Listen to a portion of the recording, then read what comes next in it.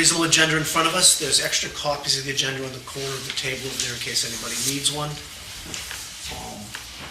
The first three items on our agenda are to delve into where we're at with some of the RFPs, specifically eco toilets, oyster pond, and the shellfish.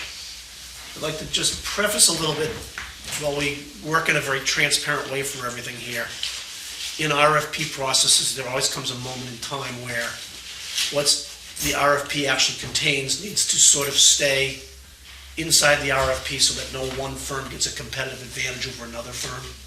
And at least for a couple of those RFPs, we're probably at that point there. So while we'll talk about where we're at with the scope and some other things, the details, if you will, of how we're going to do some of the selection process and things are going to sort of remain a little bit less transparent, so that as we go out to advertisement here fairly soon, everybody's on an equal footing for those things. I would also advise anybody that's got a copy of an RFP on the committee, they are not truly public documents and not to be shared with consultants or others at this time, because the town does have to go through a process that it remains whole. On the web page? No. No, they're not. I think we should say for the public that RFP stands for Request for Proposals, and it's the legal process by which a contractor is selected. It's an advertising process. Yeah, I think you're probably more right than wrong, but I think we should get an opinion from Frank when he comes back, that once something's distributed to the committee, it is a public document. But I agree with you, these are in such rough shape, I don't think we've let anything out. It might temper the discussion tonight, but it's something we probably should check on. And there is a way of classifying it because it has to do with competitiveness and things like that, so we can keep it cloistered or whatever you want to call it. The rough drafts are on the web for some reason. Some of the early scopes, Yeah. but it's more the process around it, of how we will advertise it, when we'll advertise it, what we'll be asking for, in addition to the scope that we need to be a little careful around. So maybe we can put that on your to-do, Jerry, to check into that. Yeah, Frank won't be back till Wednesday, so things like this. That brings us to item 1 on the agenda. That's you, Win. Talk a little bit about where you're at with the eco toilets RFP. Is this mic working so that everyone hears? I hope so. We're going to presume that you're okay. I have brought copies of a number of documents with me that I'll be referencing, but I did not distribute them beforehand. It seemed to me that there are lots of papers. I want to just make a very short statement, and then I would like to have a chance for Matt and Mike to make any statements they want to make. Through our last meeting of the Eco Toilet Subcommittee and subsequent conversations with George Hoyfelder, with Virginia Valiella, with Matt Patrick, we basically have come to the conclusion that we wish to separate into 2 parts the preparation of the attaining of the people we need to work on the project. One part will be to recommend that the town enter into a memorandum of understanding with the Barnstable County Department of Health and Environment to conduct the demonstration project itself, the one consisting of monitoring up to 62 composting toilet installations. And the basic reason for this is that there are 2 basic reasons for it. One is that we believe, after looking very carefully and listening very carefully over the last couple of months, that the Barnstable County Department of Health and Environment is the logical organization to conduct this study, to do the work on this study. We came before the Water Quality Management Committee and got agreement in principle that that was the thing to do, and we have I've consulted with George Hoyfelder about that. George has prepared a memorandum to me and to the committee, which outlines what he believes that would be the obvious things that the Barnstable County Department of Health and Environment could do for us. And I have copies of this if people wish to take a look at them. Secondly, I want to say that this summer, we believe that we can get started with this project if we have the Barnstable County Department working with us, and if we have the use of some of the time from the person who's been a staff member from the Water Quality Management Committee.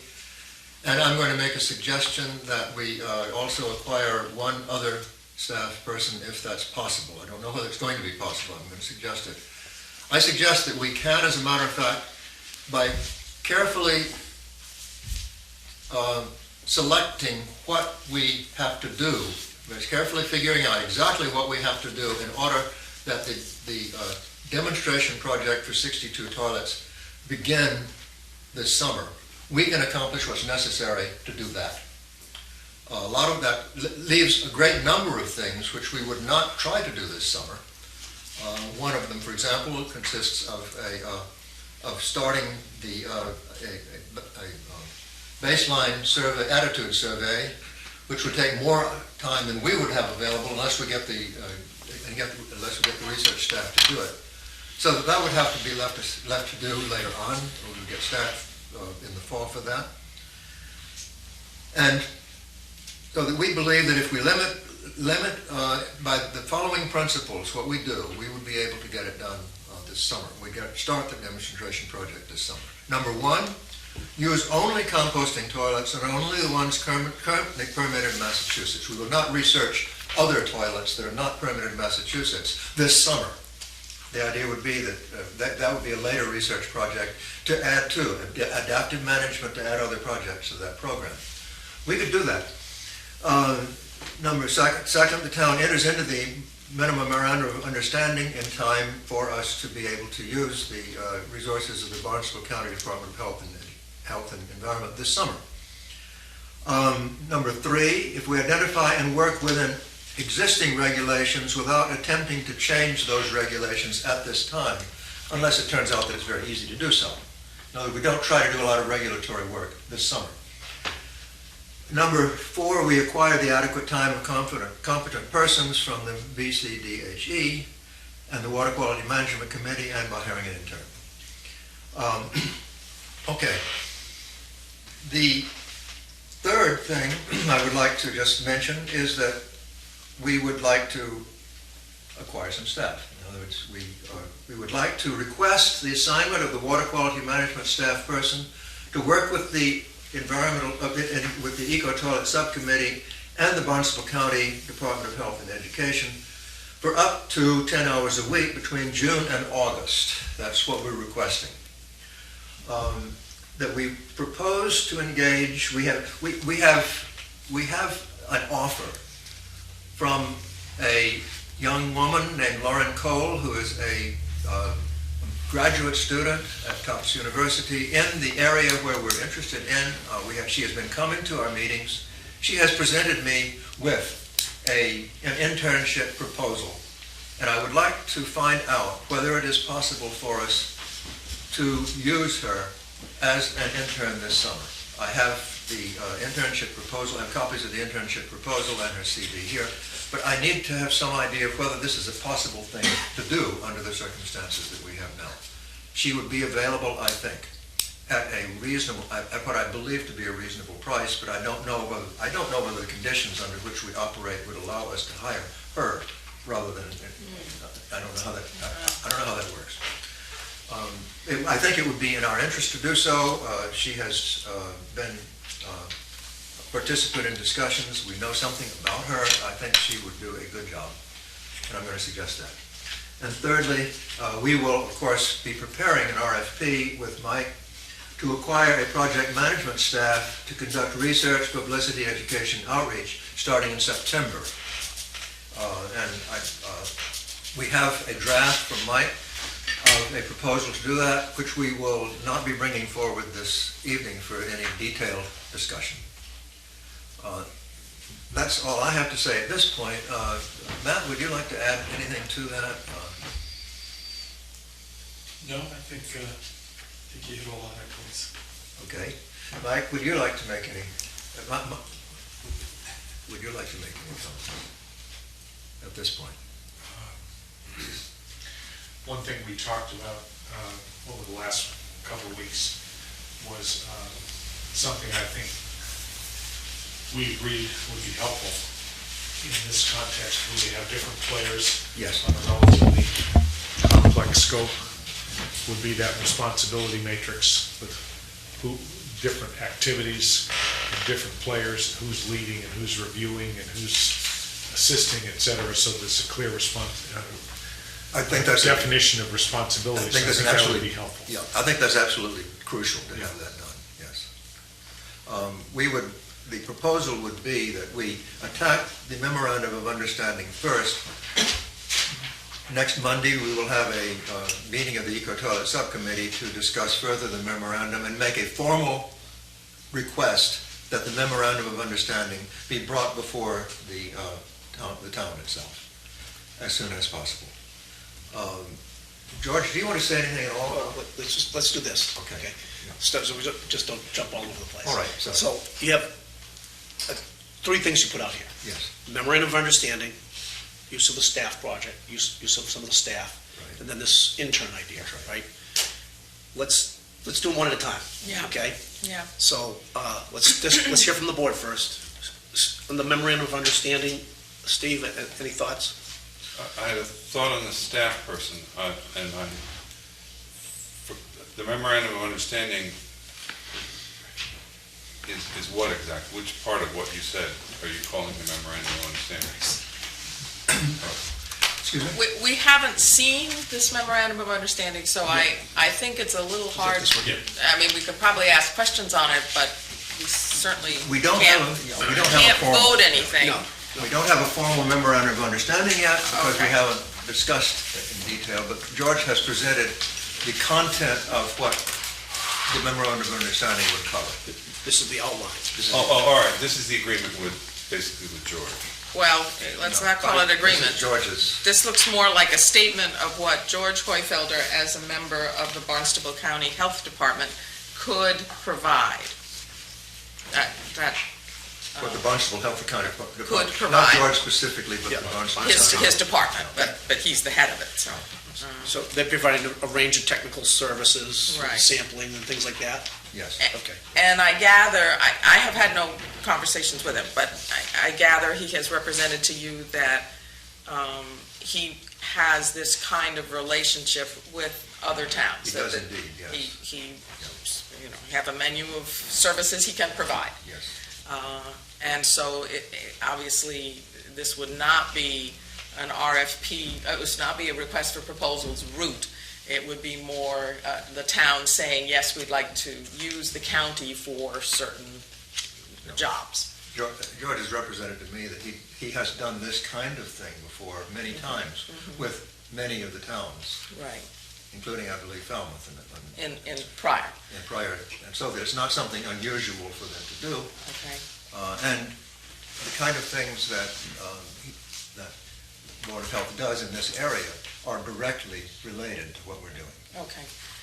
And the advantage that one might presume is that because they're able to provide these services to the town, it either might cost less or be done quicker, and it would therefore not be needed would not be included in the request for proposals that Mike is developing. That's correct. So you wouldn't have either a duplication of effort or a more expensive versus a less expensive alternative. That's exactly right. Okay. I have a document here which tries to set out the kinds of things that I see. Is he going to provide your subcommittee and ultimately us with a draft, what the MOU looks like? Do you know? Yes, he is. Okay. He says here the aspects could be formalized by preparation of a memorandum of agreement. Okay. I think he had the initial intent to try to produce a rough draft this evening, but he has. You don't have that? Yeah, I don't have that. Okay. Oh, you'd be working towards that for the next meeting? I hope we'll have it on Monday to discuss. Gary? And this goes to probably everything. We have to estimate costs for everything. Because they all have to fit into the 1 million or the 1.7 million. And positive side, probably the intern could probably be a non-competitive MOU, but it's a cost. It's an educational thing, and you guys relatively easily. I think that person has also indicated a desire for the competitive course proposal, and I would suggest you get back to her and she has to decide which one she wants to be part of. I think that's true. You know, I'll speak to that in a minute when we get to her.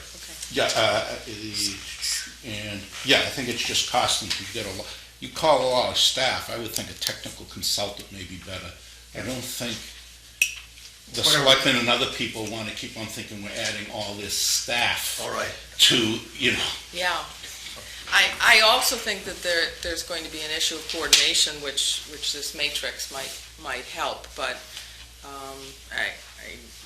we definitely will have to look at how these entities, if they're brought on board, how they get coordinated. I'd like to speak just briefly to that. The issue of coordination with anything with any person or group which came under the RFP would begin in the fall. That we're talking about a program to do something before August. Okay, good point. The memorandum of understanding would extend far beyond that, but if we could get George Schweifelter on board by June, which is, he says, is quite possible if the agreements can be, if the town and he are on the same page, it does not take any time to get the memorandum of understanding in place. It does not take a lot of time. Once everyone has agreed what's to be done. So that if we could get him by that time, we have June, July, and August to use his work, to use the staff member we have, and to use whatever time we have, we think we can do it. We think we can accomplish what needs to be done. Okay. Yes.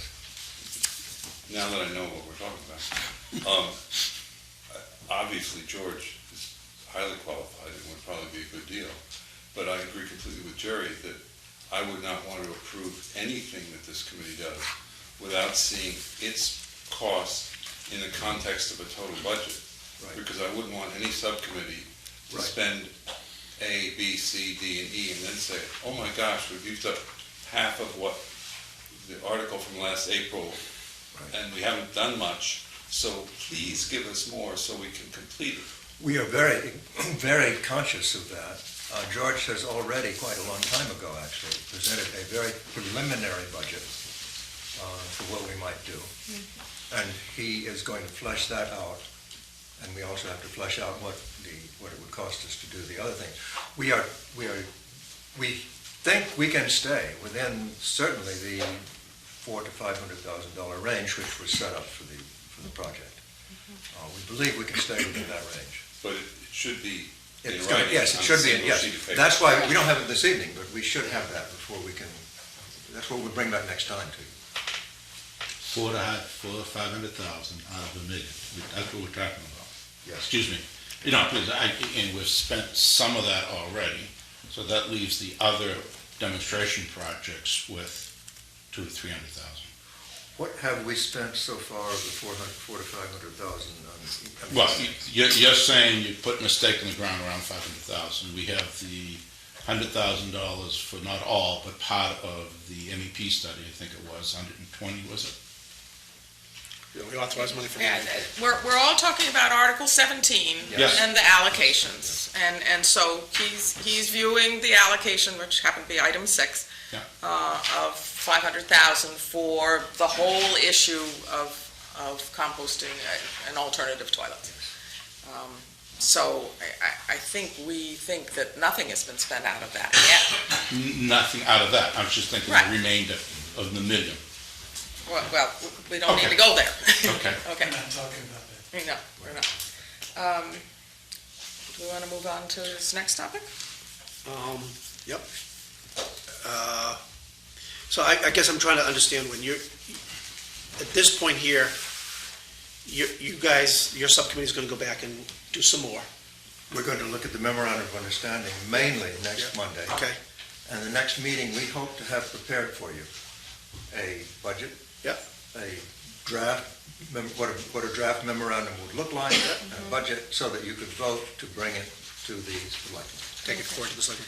Is there other information that you have for the committee beyond this from George that we should be reading between now and then? I have Lauren Next meeting. Cole's material. Her material you can look at. I have a conceptual framework which I prepared. I don't know whether people want to read that. Pass one towards Jerry and one towards... I don't need that, yeah, not anybody else. Oh, keep for the notice. Okay. I do want to talk a little bit more about your intern Yes. piece. Yeah. Oh, that's what this is. That's what you're handing out. Okay. Perhaps, actually, Jerry, do you know, the town has had some AmeriCorps volunteers. Yes. How does the town go about getting, because they're in essence interns, if you will. Yes. How does that work? We have to, in short, we have to justify how we're using them. They're the ones going around with the storm drain stenciling. We put in justification and they say yea or nay. Scott Schuler, or Kathy Motz, they want to talk to, she's handled the AmeriCorps volunteers, interns that we've got through Public Works, and I don't know if anybody else in town has used them. But that's not town funding, that's AmeriCorps funding. I believe it is, that's correct. And so this would be a case of an intern where it would be town funding. Well, I think hiring an intern is going to have some sticky wickets. I think first, the town thinks it's hired staff, and I did try to get a report on that, but I did not get a call back from the town manager's office. But anyway, presumably, we're on a track to hire staff, which would be 20 hours a week, and so your request is to use up to 10 hours of that. So you're now saying you want to hire yet another person, you're calling it an intern, but you're looking for payment of that person. It would be a payment out of our money. I I think it would come out of our money. But How, the town has a process for bringing Okay. anybody on. Okay. board. Yeah, that you probably have to follow. Mike, I think, told me that the county has already also offered to give us somebody 1 day a week. And we haven't heard any more about that. Virginia, just John Morbury. I know George and the county have a lot of experience with interns. And they have supplied, for instance, to the Department of Health, summer interns. So we might be able to, again, Do it through the county. wrap that up in what George is doing for us. I see. That's one of the thoughts I had. Okay, all right, good. That may be less sticky than trying to go through the whole town process. Right, I would think so. One of the things to back up, I know maybe you're reporting on it later, so I won't take your thunder, what the issue is of where we are in the hiring of that person. Do you know where we are? I was not able, through either email or telephone, to get Well, concrete sometimes if you information. start at the bottom of the food chain, you get an answer All right, quickly. It's been sent to the interim personnel director. She did not get in. She could not come in this week. There are some other higher priorities. The concern initially of the town manager was that any position we hire has to be, that we officially hire, that it's not a permanent position. And they wanted the language of the advertisement to understand right, that this is short-term, money runs out, right. and it just takes time, and I think we're through that. We're just waiting for the personnel director to bless it so we can go out to To post it, to post advertise it? Right. Have you seen a final job description? Eric and I had worked on a final job description, and I think Heather accepted it. It was consistent with you wanted. Right. The one thing I made change, and Eric said, was that having someone have a phone at home with the answering machine I couldn't recommend. I recommended, if anything, we would provide a town number Right. with a recording. And that way that person could remotely get to it, and any of you could remotely get to it, because if people are going to get upset if that answering machine is full, and they get full pretty quickly. Okay. All right, so really the bottom line is it hasn't been advertised Right. yet, and it sounds like it has not yet cleared personnel office. Yeah, that's correct. That's an accurate statement. So, Yeah. item 6 on the agenda, We just did it. we just took care of it. But best scenario, Jerry, would it be Next week. a month from now that, before we'd have a part-time staff person? Yeah, next week advertising, 5 to 10 days. I don't know what the minimum period is. 2 weeks. 2 weeks. Has to be at weeks. least 2 We weeks. have to do some interview, yeah, a month. Would be At least a an month. op- At It least would a be month. now the new optimistic date. So, we won't see any staff help until June. Right, okay. With regard to the commission, I think it was 2 meetings ago, the last one I was at, we had a quick discussion at the end of the meeting about the potential for the commission being willing to support the program with administrative support. I did ask Glenn Cannon that and Paul Mizwicki. They responded, and I have the email that basically said they'd be willing to supply one person 1 day a week. So I think if you're interested, and the correct response would be to follow up with that, with an email back to them saying, thank you, and when can the person start? And a job description or something like that, just to confirm it. He did confirm it to me by email. I thought I sent that on to Eric or somebody, several people. I would accept a motion to follow up and accept the offer. So moved. Yeah. Second. Okay. All those in favor? Aye. Okay, Eric's on vacation, so it's conceivable the email only went to This him. was about 2 or 3 weeks ago, so. But I'll confirm it, I'll And- resend it, Send it to the vice chair. and I think probably the appropriate thing then would be for someone from the committee to follow up directly with Glenn.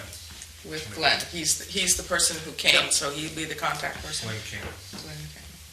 Well, I would say, even over the next month, between getting some RFPs out, finalizing some RFPs, we can probably have at least a day's worth of Yeah, work a week for an individual.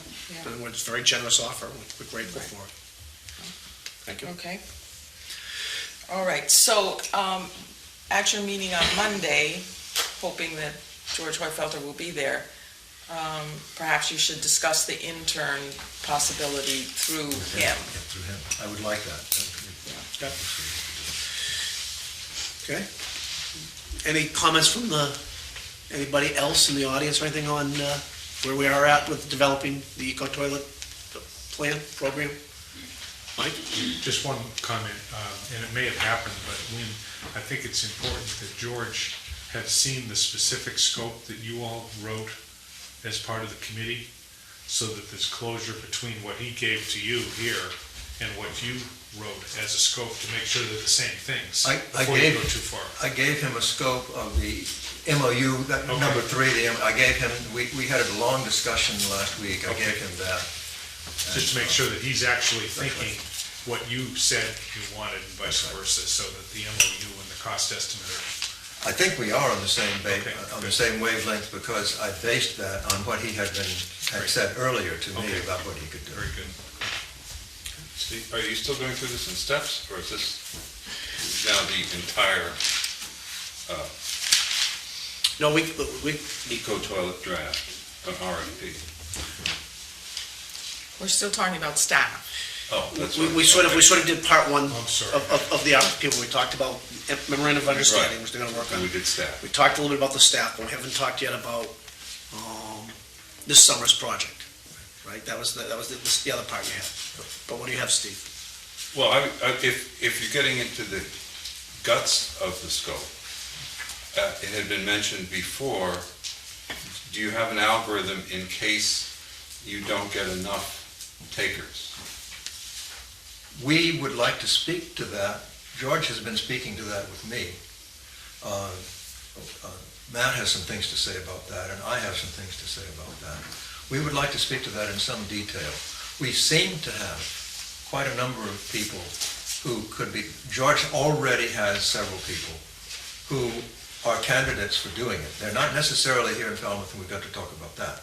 But he's already said that you can use people outside of Falmouth if they, if we don't pay for if we don't pay the incentives, that we can use people outside of Falmouth. So and we have some people here in Falmouth. Also, Hilda has spoken of the possibility that there's some people in Falmouth and elsewhere that can be. We think we have quite a number of people to start with. And this summer will be, a great deal of what we do this summer will be looking at, I think I listed 8 different areas where you have to look for people.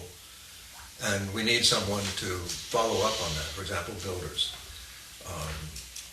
the Board of Health.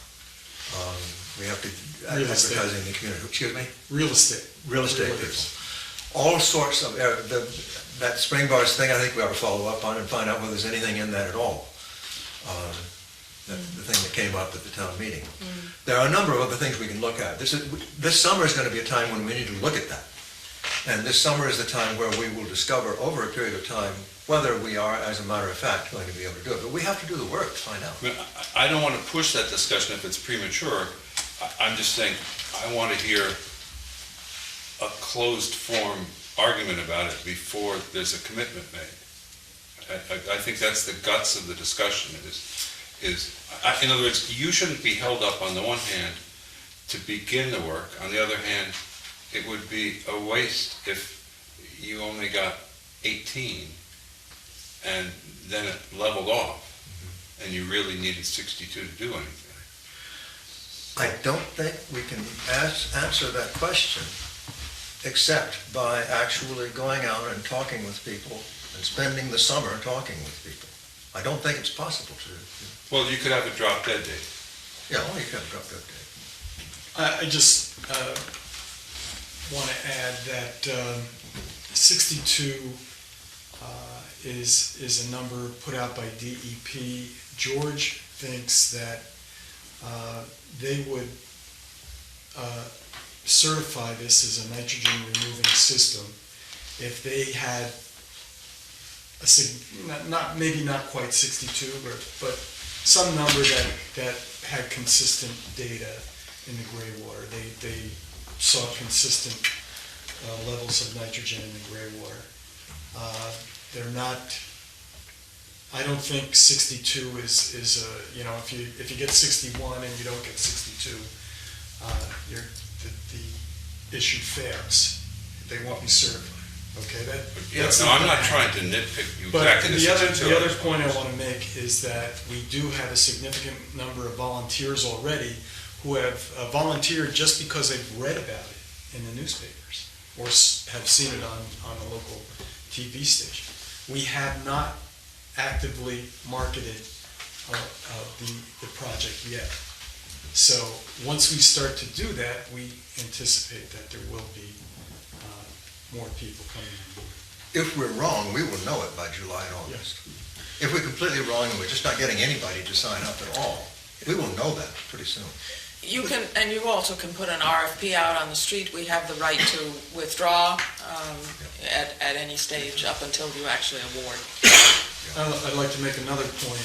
The more you put in, the more people will see them in the neighborhoods, and the more people will be likely to volunteer to do them. If I can, at what point in the process of pulling together all of this, will you get some form of determination about where Article 17 funding can or cannot be used? I don't want us to, when I hear that we, George says there's places outside of Falmouth, that raises a little bit of concern about whether or not Article 17 money can be used outside of Falmouth. And then there's the secondary question, which is outside of the watersheds for the South Coastal, if it can be used. But I would suggest that that's something your committee needs to formulate a question, and I don't know whether you go to the treasurer or the accountant or who you go to in town about what you can and can't do with the money. But I think we better be careful, that's all I'm saying. Let's respond to that a little bit. Clearly, we're not going to provide incentives to people outside of Falmouth. Okay? Now, George, what's valuable to us is the data.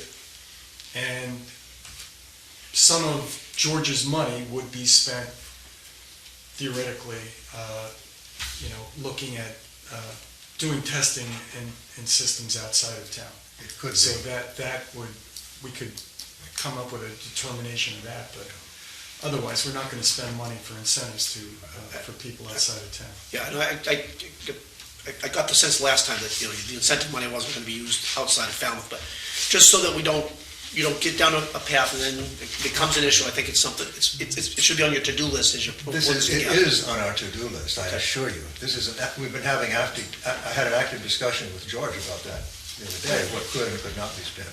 We've had discussions in the meeting. We are very aware of that.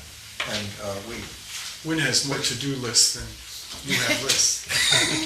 sorry about that. Well, if you have an initial number, that's good. And if then you plot new volunteers coming in, and that's trending steadily upward, that's very impressive. If that levels off, however, that's impressive in a different way. I suggest that we ought to have that discussion 2 months from now, after we've had some chance to talk to the people who might provide volunteers and find out whether we are going to get any volunteers to start with, who actually sign up. You know, we know, everybody knows, anybody who's done any kind of sales knows, unless you have something signed on the dotted line, you don't have a volunteer. They've got to sign a contract. Until they do that, we can't do it. And we have no idea at this time how many people we will get to say, we would like to do it, who would withdraw when they actually get onto it. But we think we can do it. And I guess the money you're proposing to spend on the RFP for the consultant or is separate and considerably smaller than the pool of money that would go to the incentives themselves. It is indeed much smaller, yes. The incentives are the main expenditure in this market. If there's more conversation, otherwise, it sounds like you're making good progress. We think we are. We'll come back maybe May 1st and have a few things off your to-do list and see where we're at. Matt will be here on May 1st and Yeah. can present it. Good. You will be here on May 1st, Matt? Yeah, as far as I know. I won't. Okay. Moving on to item 2 on the agenda, the Oyster Pond RFP. The expectation here is, Steve, that you got an RFP that we maybe should focus on primarily on the scope of work, and I would suggest if the rest of the committee is in agreement that as we're finalizing up these RFPs, that the details of like how much insurance is carried and how many weeks it's advertised and everything, that we push that off onto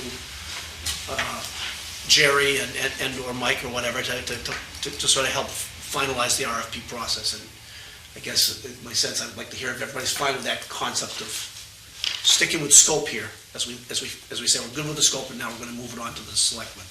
And that's what we're trying to get to here. It's fine with me. Point of clarification, there are some things in this scope that get into evaluation criteria. I've sent you some of my comments, and I go back and forth whether they are things, I don't really think they're necessarily closed-door things, but you know what my comments are. I do. And I'll let it up to you whether we discuss it publicly now or later. I think we have a bigger issue on this one is, do we fragment it, or is it a standalone CWMP? Well, it's, Yes, Yeah, I don't think this is a problem. You stop me if I start to say anything. let's let Steve do his Okay. presentation, but I just wanted to frame that we should stick to what I would call the scope, and there's a lot of business details about RFPs that I think are best handled through the staff and through the town's procurement officer. Right. And, No, in fact, when I was printing this out, I purposely told my printer to just print the range of pages that was the scope, because I didn't want to look at the other. But my printer wouldn't listen to me. And if you have not, if you do not have a copy of what Steve has got, I will pass this around to the members of the committee.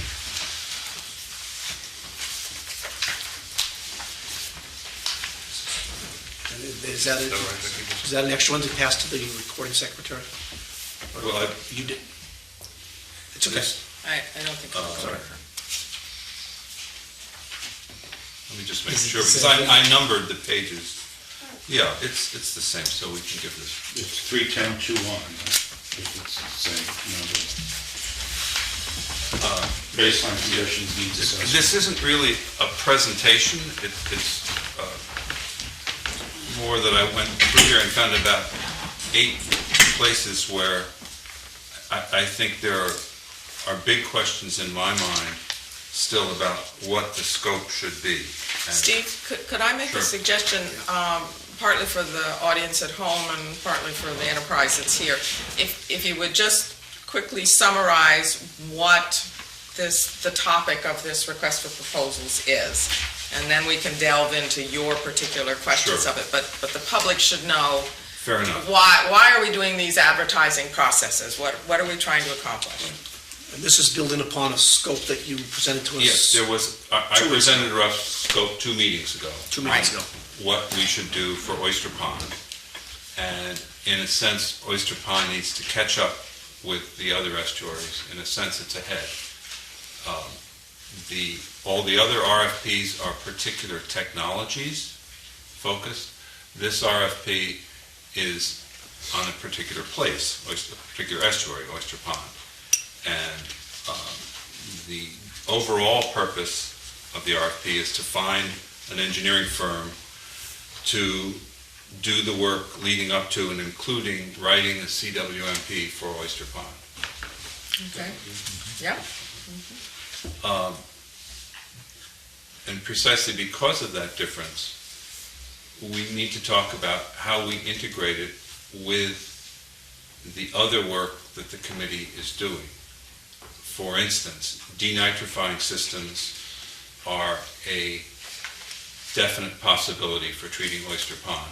But on the schedule that Steve and Virginia presented, there's also a special schedule there for a study of denitrifying systems. So I'm not sure what the committee intends. We certainly don't want to do 2 redundant studies. And if there's money for a demonstration, the residents around Oyster Pond would welcome that, but we should be clear about what we're doing.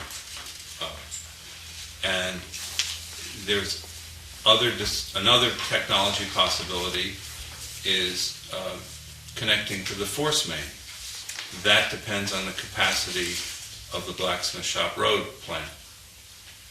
And that's up in the air.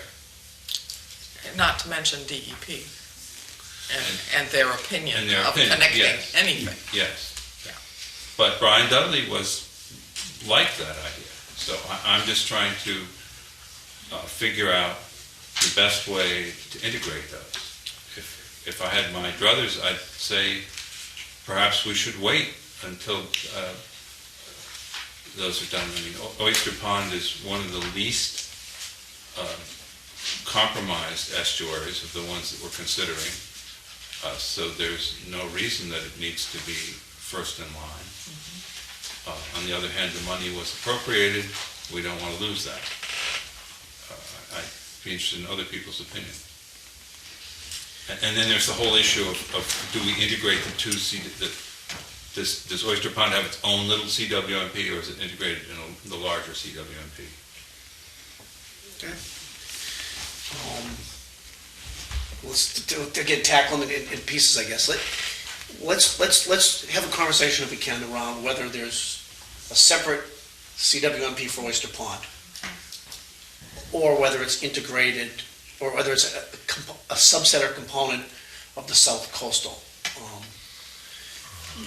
My sense is that things are complicated enough with the South Coastal without trying to add another estuary in, and that, in fact, leaving Oyster Pond as a standalone may allow it to move more quickly through the DEP process and be working towards a solution. I think you're right in pointing out, Steve, that the final solution may not be completely selectable until some other questions get answered, i.e., if your consultant says this is the cost to put a connection to the force main, and this is how much time it would take to do it, but the impediments are insurmountable. On the other hand, if it's a case of timing and there's a significant cost benefit to that, it will probably beg a second round of how to approach that issue and how to approach the DEP and get resolution. On the other hand, if one waits until the capacity of the Blacksmith Shop Road plant is known, and you find out that there's no extra capacity, there's no point paying a consultant to study the details of such a connection. I don't think you need to worry about capacity in the sense of the plant. I mean, allowed, the bottom line. Allowed is a whole different ballgame, and it's very hard to predict even 6 months ahead what's quote allowed. There's study and there's action. We've done a great deal of study on the south coast, all those colored watersheds now, and we're sort of at the stage of, let's call it, final revisions of the draft, Comprehensive Wastewater Management Plan, CWMP, that will be sent to the state. Whereas for Oyster Pond, all you have at this point is an MEP study that set a total maximum daily limit. TMDL. So the study piece needs to be done, and I think you'll find it easier to manage, clearer, and perhaps faster, but I don't know, if that is a standalone study. That study is going to come out with ultimately some recommendations, just the way the CWMP for the southern part of the southern estuaries is going to come out with some recommendations. You then get to the action, the project piece, and what I think your concern is, maybe I'm wrong, is that when the town makes up its shopping list of projects that it wants to have state loan assistance, you want to see that Oyster Pond is part of that list. Is that correct? Yes. Okay. And your study will have made some recommendations as to what's the best way, or maybe the second best way, to handle the wastewater issues within Oyster Pond, so that recommendation may in fact feed into an alternative that we're looking at under the CWMP that we're talking about now.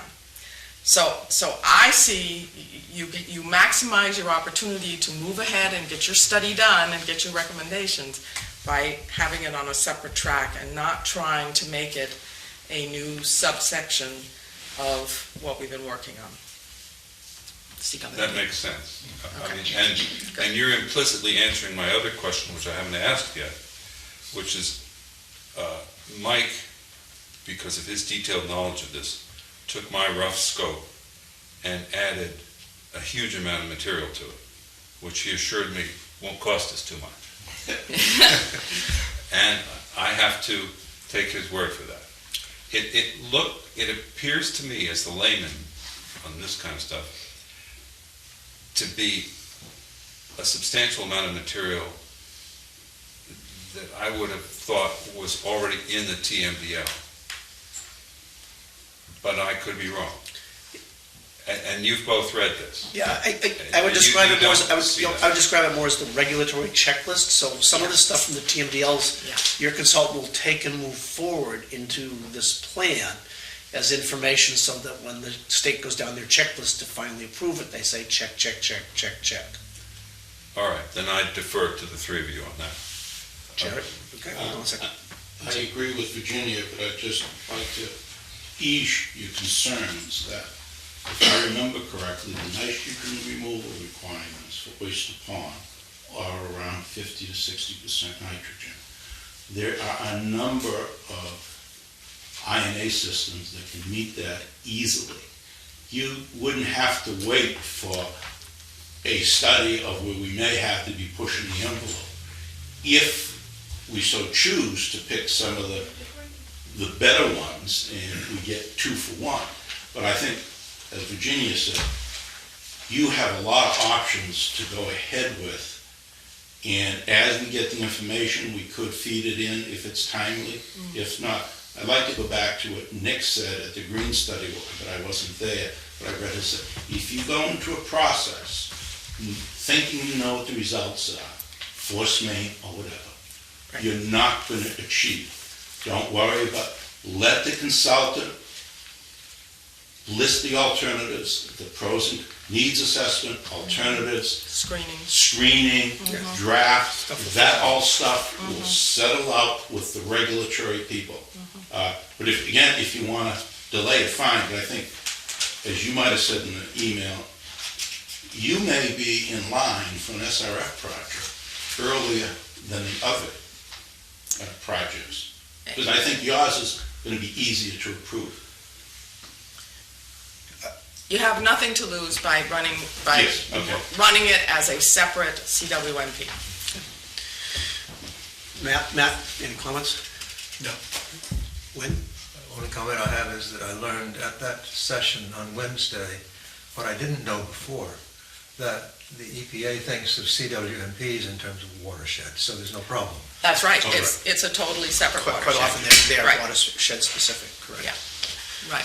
So we would end up ultimately with 2 certificates, 2 Massachusetts EPA certificates, one for the Oyster Pond watershed with its CWMP, and one for the South Coast, which is what GHD has been working on for Right. many years. Over time, there's other watersheds that can crop up, and we might have a half a dozen before. That's right, before we're ultimately done, there will be several.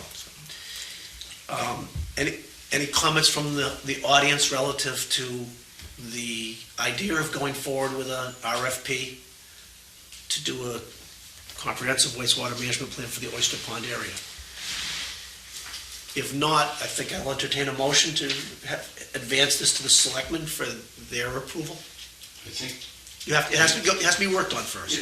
there's a lot of things that, if you want to say, the procurement officer, maybe one representative from this committee, and myself can work on. Some people may consider that minutia, other people may blow their brains out of what we'll be discussing. There's a lot of simple things like, does the consultant report to the Water Quality Management Committee or the subcommittee? To me, it's an answer, it's the Water Quality Management Committee. I would suggest, Jerry, that we can perhaps later in the meeting take up what I would call stuff that's going to be common to all the RFPs, Okay. all our RFPs. I guess I would ask that. I'll make the motion. Yes, I'll second it. I'm subject to, that there are a lot of little things in here, typos and Of course. larger than typos, but not substantive as we were just discussing. So I would second that. Have a motion moved and seconded. All those in favor say aye. The motion is to prepare a request for proposals to accomplish and complete a comprehensive wastewater management plan for the Oyster Pond watershed. Just to simply prepare the proposal, not to submit it. No, the RFP will hire a company to do that study and prepare a CWMP that is submitted to the state.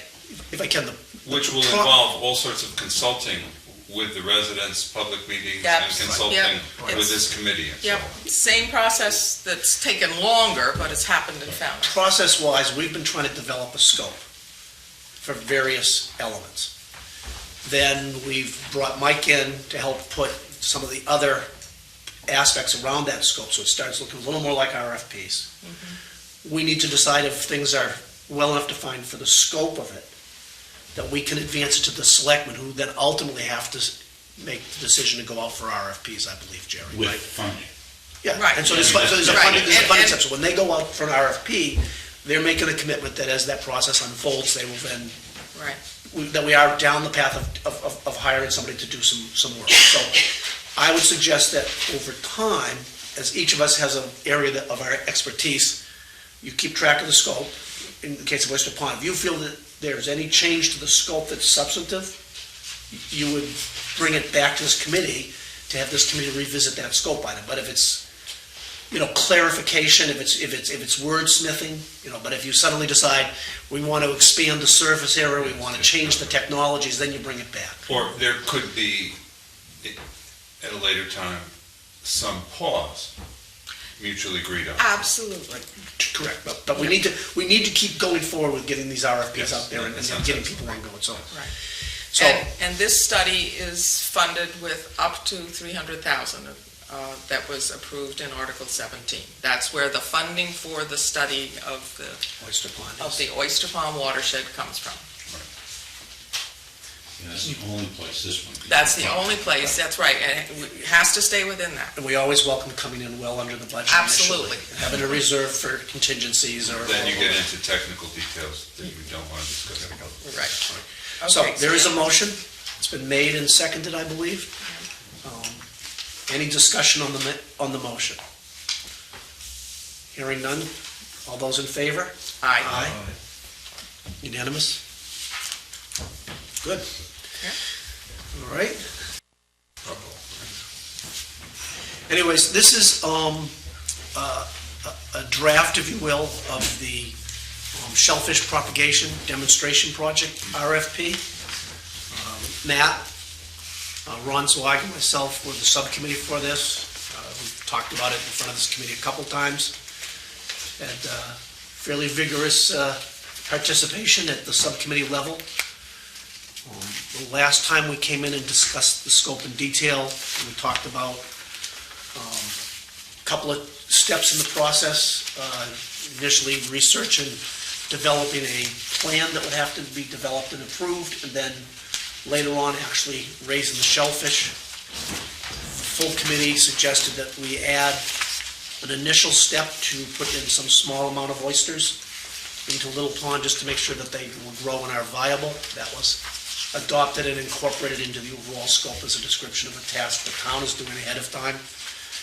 The details of the scope that were passed around, I think at least 2 meetings ago, have not changed, other than a little wordsmithing on the part of Mike and his staff have been helping to organize the RFP. If you want, I'll give you a brief update. The sort of viability test. We have gone before the Conservation Commission and got a negative determination of applicability. That means we do not have to do a full-blown set of documentations in front of the Conservation Commission. We've been told we need to get a mooring permit from the harbor master. I've been and met with the harbor master. It's called a 10A permit. There's really no issue about getting those permits. We just have to show them where we're going to put the cages in. Where we're at is that Chuck Martinson has been told by the Division of Marine Fisheries that he needs to make an application back to them. They do not want to go the sort of short experimental route, so I've not spoken with Chuck in a couple of days to find out where he's at, but he was getting those forms to get them filled out. The Shellfish Cooperative in town, who had generously offered to give us some of their seed, they have gotten April seed already. They were holding some. I don't know how much longer they can or will hold it, but they will be getting more seed in the early week of June. So we may be on the cusp of still doing this, depending upon where Chuck is, and where Jerry Moles from the Division of Marine Fisheries is on this. But beyond that, we're probably definitely on track for the June 1st date for the viability test. So with that, I guess I open it up. I'll take any comments or questions people might have about the scope of what we're trying to do here. And again, like I say, this is very similar to what we had before. There's a research step, just gathering things up. Touching upon something that Jerry brought up, there is language in here that sort of says anybody who's going to be submitting this has to identify that they do not have any, that they have to identify any interest that they would have that might be proprietary or fiduciary relative to shellfishing. Does not preclude them from making a submittal. It does not preclude us from evaluating them, but people do have to upfront identify if they have any interest, and I think that's good language that we're carrying through basically all the RFPs so far. Okay, so with that, I'll take questions from the committee first. Is there anything in the oyster industry in terms of a secret formula or method where you could identify that you had it but not disclose what it was? You would then succeed, but others could not succeed where you had. For oyster growing? Yeah. I don't think there is, but I just wanted to make sure, because that's essentially what happened with something else much more intellectual. Jerry? There is one thing, I don't understand it, I've never got responses to the experts that should have known. There's one person in Baltimore, Maryland, that has a patent out for oyster culture nitrogen removal. I don't believe, I don't know the extensiveness of it, but it is a US patent. I got a copy of it. It's up to whoever's coming in. If they're not associated with that person, it's up to them to argue if they violated any patent rights.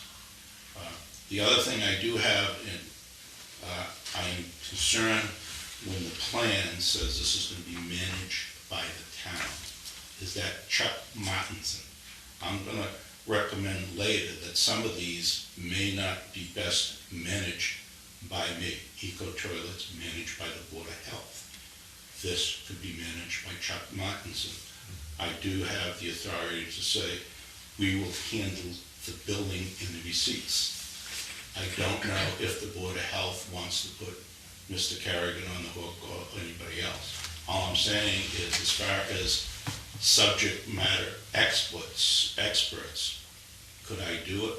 Yes. Am I the best? No. And that's something I think we have to think about. We might have to talk to Heather. She may say, sorry, Jerry, you're it.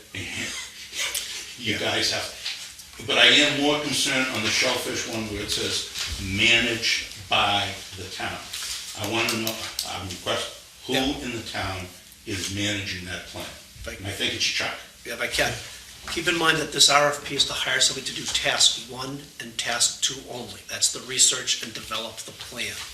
Task 3, which is actually to raise shellfish, which would have to be managed by the town, is task 3, and that's not part of this. That's in this RFP as what we intend to do, but we're not hiring somebody to do task 3 at this time. It is part of the plan that the town is committing to manage this. I would argue, before we go out to task 2, I have to brief the selectmen who is going to manage this on behalf. That's a requirement of DMR that said the type of licensing we get is only available to towns. So there's a term, you either take the term out and just understand that it's something we'll work with, or we have a discussion with the procurement officer so we know who this person is. No, I'm not disagreeing that this needs to be clearly defined. I think when, under what we're doing this RFP for, somebody's going to develop a clear plan that's going to encompass several items before it goes to the Division of Marine Fisheries. That plan is going to identify whom is responsible and how. So that the question you're raising about who is that will get worked into the plan. That's fair. Okay? That's what we're trying to do here. We're trying to work our way through that. See, I'm a little confused. It says in here, the town reserves the right to proceed with selecting a single entity to deliver all 3 tasks. But you just said that task We're only 3. hiring somebody for initially, if you keep reading, I believe, we're only hiring somebody for tasks 1 and 2. But if we want to revise the contract at the end of the first task 1 and 2 and keep that same entity on, we can do that the way the RFP's been written. Okay, so there are 3 ideas that have been broached here.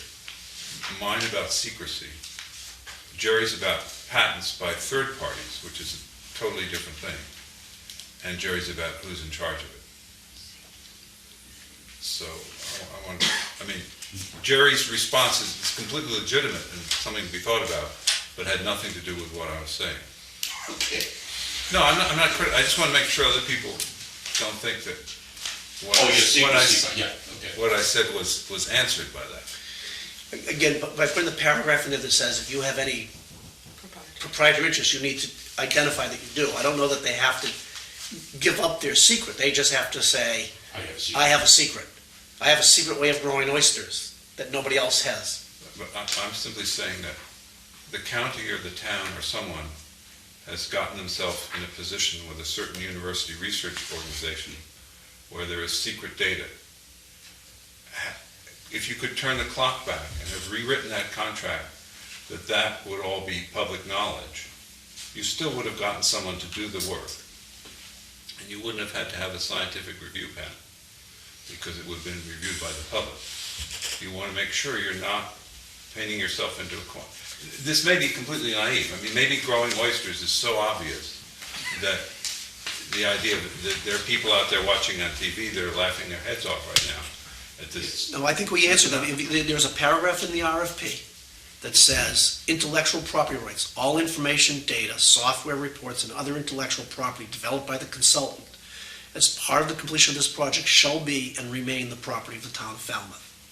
And the That's second, developed by in the project. What if they already know something? they identify it when they come in with I have this. During the selection process, we can disqualify them if we think that's something, I'm not saying we would, but I don't think, I'm just saying, you don't want to be locked to one person who has a secret method that works, and then he gets run over by a truck or decides to charge the town to remove the nitrogen in subsequent years. I just want to say that I've never heard of anything like that. I think you're probably right. It's, It's ridiculous. All right, very good.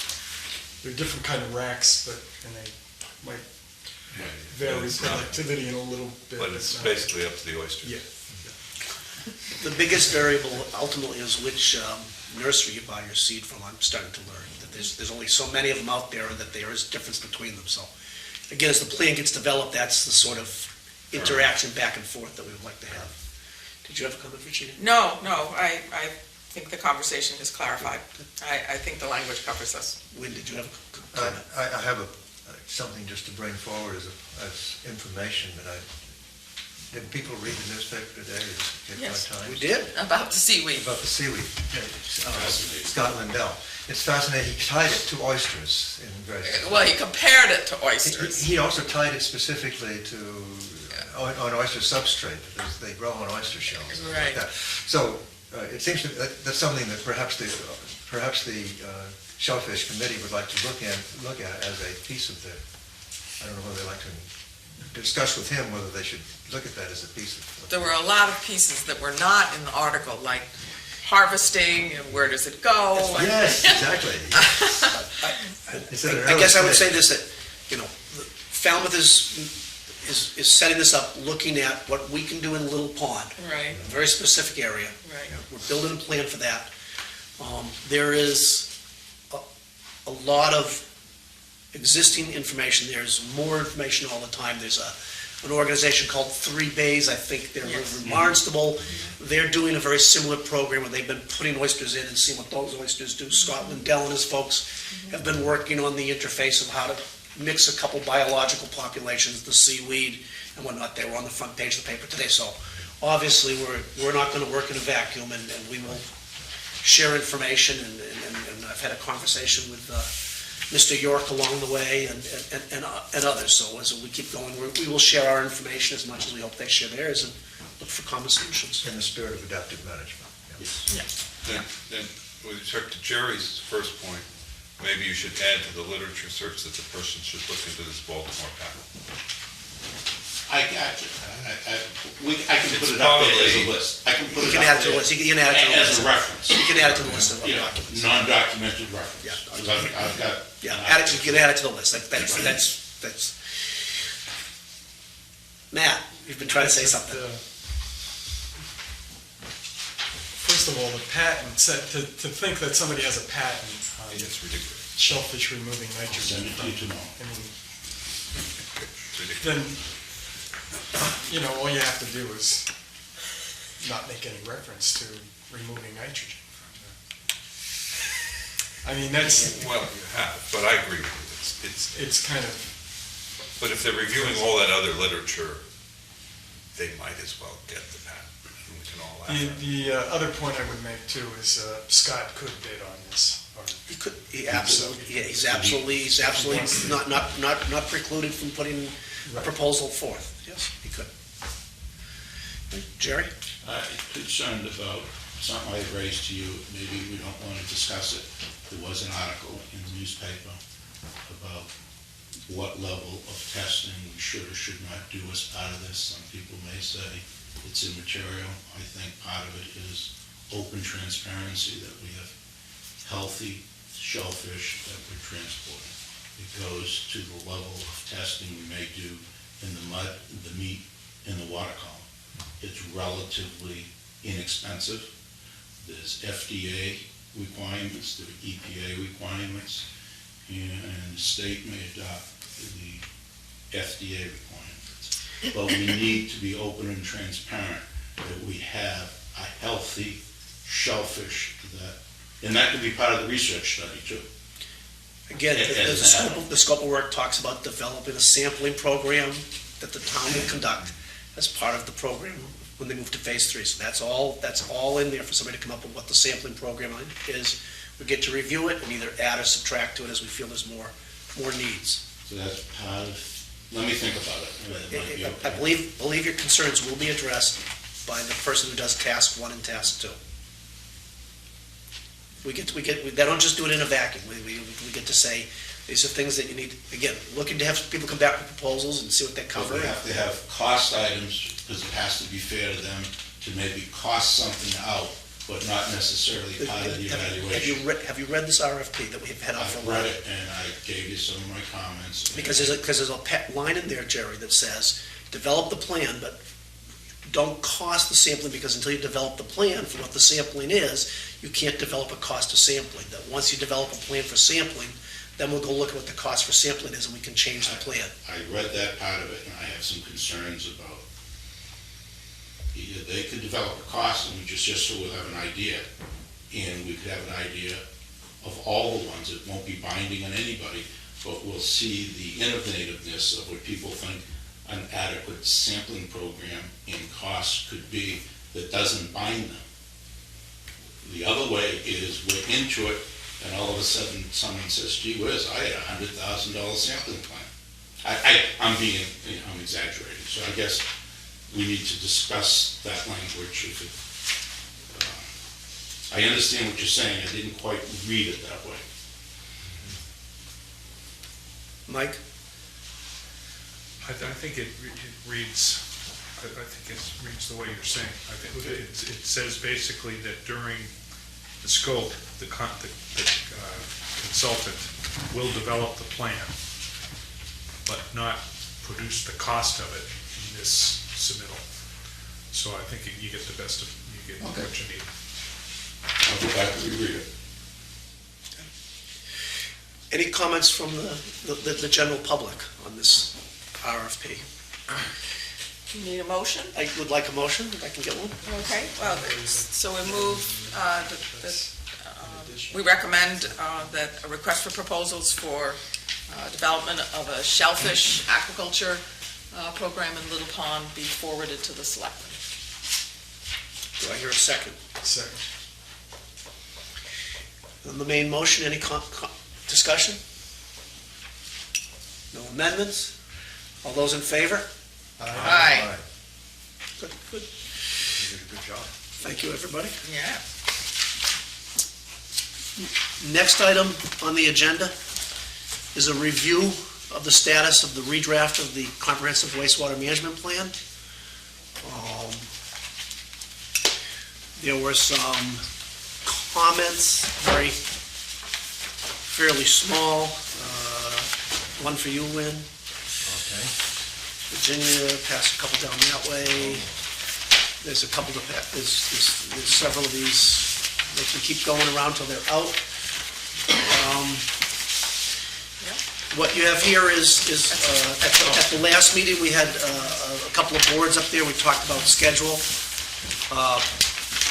On what I just handed around to everyone, it looks very similar to what you had before, but we have highlighted the sort of revisions that were made since the last meeting.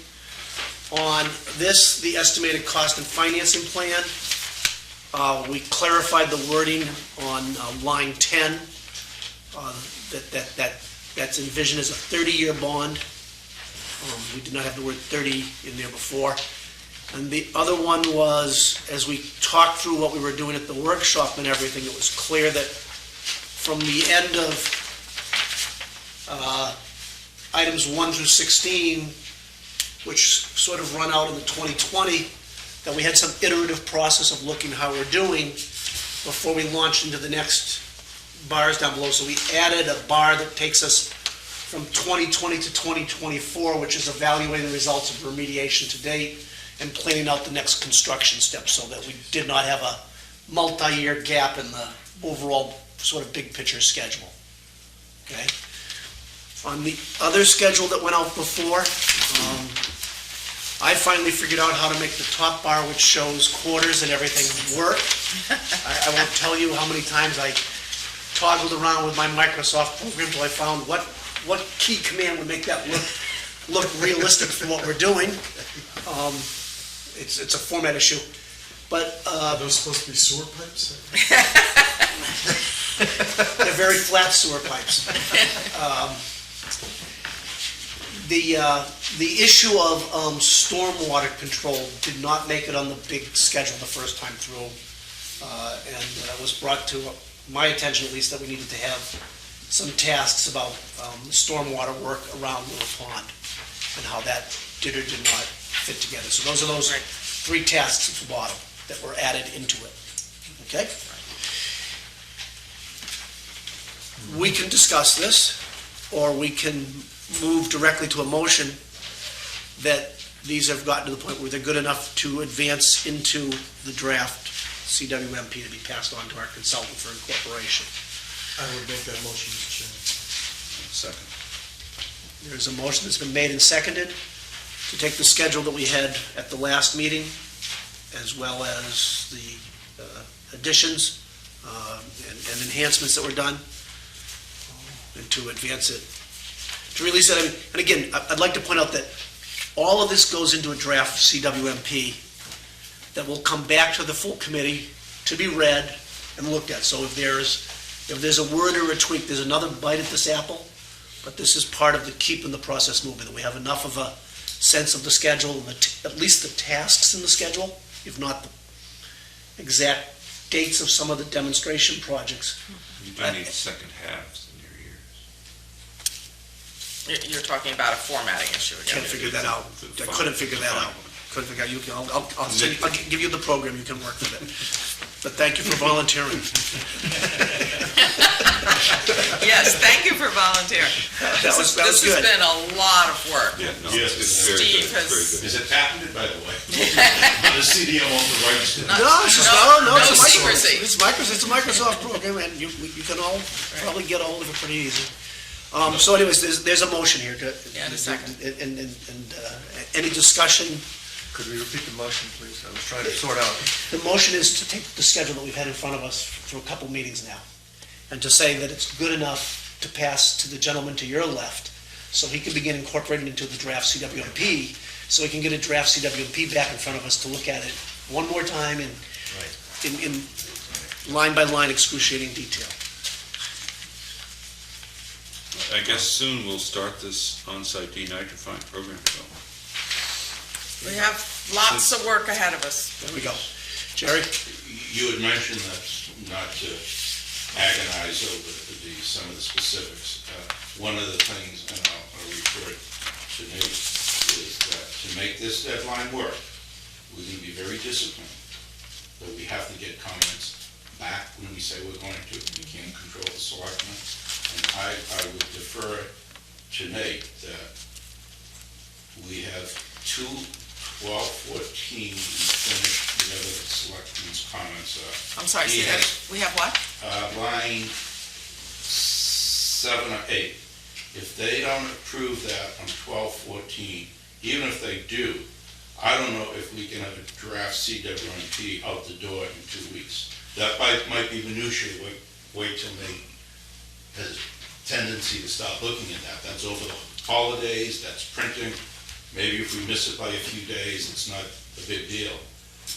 But that's a lot of printing and a lot of other things to get out. Maybe I'll defer to Nate. If I can, this is a schedule right now that is a, for lack of a better word, it's the late schedule. If you look inside of that, Nate, once you start putting the draft plan together, I would hope that we are not truly taking this to the selectmen on that date. I would truly hope that we are taking it to them a month or 6 weeks even before that. But we will be bumping up against DEP expectations if we do not march through the dates we've shown. So we can always get them done early, and I believe we have it set up on the draft CWMP to be able to be done early from the, if you will, the secondary analysis of how we did this. Okay, we did not want to indicate that we would have it done at the earliest possible date for concern that somebody would turn around and say, that's the date you must have it done by, and we need a couple of more weeks along the way for another round of comments to get them in, okay? So we have some flow. We do have flow in there. Okay, other comments? Otherwise, there's a motion that's been made. I've got one comment. Yep. And I'm just thinking of the process. I would suggest, hopefully suggest. You should identify yourself for the microphone. Okay, yeah, I'm Nate Weeks from GHD. Thank you. And I would suggest that the next task would be to take this information and incorporate it into the executive summary. Well, actually, it is. Yes. You will see it says ES6 at the top, section ES6 and Yes. section ES7. That's what it was generated for. How you put it into the body of the CWMP, that's sort of, you tell us. But in developing this, the committee has been working on the executive summary. The last two sections that still needed work were the timelines, and so that's what these are. So it will be in the executive summary. So, yeah, but I'm thinking there's got to be several pages of text that Okay. tell us, and that's what I'm thinking that, yeah, the next step would be to come back with that text, which Okay. is Some my text on the start. interpretation Yes. Yeah. of how this content works its way into the executive summary. Okay. Good. But let's get, if that's good, I want to get through the vote, okay? Okay. All right? Fair enough. All right, so we have a motion. If this is, the schedule's advanced far enough to push it towards Nate for incorporation. It's been moved and it's been seconded. All those in favor? Aye. Virginia, would you like to update where you think we are with preparing things to get to Nate? And by the way, Nate, Submit electronically. through Jerry, I will send you the original, the originals, not the PDFs. So those come to you. Well, my question now, Nate, is you're looking for words that then reference these tables, is right? Okay. And so I guess it's our job to write the words. So, we'll do that like, Eric, before he left, had put together 2.5 pages of sort of bullets of the Yeah. kind of the flow of how this flows. It needs to be added to a little. Right. But yeah, we recognize that there's another. another piece. Okay. You have your to-do list someplace? I have too many to-do lists. I know, but we're going to get to this because Virginia's going to cover this. So there's some text to go with this that we will be pushing your way. Okay. I have a Okay. specific question to ask about that, if I may. But no, I've got it because we finished with Virginia. Yeah, You wanted to talk about, there was also people who had other writing they needed to do towards this, Right, okay? towards the, No, towards the draft. yes, okay. But since we're still talking about the draft, the timeline, let's finish up on the timeline. Is that what you wanted to talk about, Lynn? I was looking at this timeline here. Yeah, okay. Go ahead. I was just saying, number 33 to 36 are eco-toilet program development. Would you be expecting them that we write some words spelling out that? I mean, that each one, is it for each one of us doing the? No, I think I'll try and do the whole thing all the way through. And we all have to recognize that we really have a moving target for each of these different projects. So we'll write it at a certain point in time.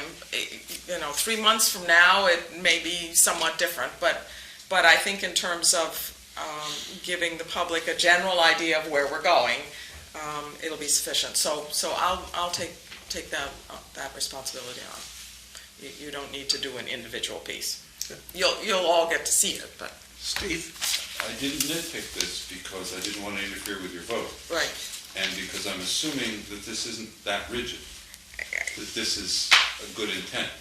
Correct, as I say. For we instance, will now get that this. we're talking about the eco-toilet, it says that their program development will be finished by the end of this June.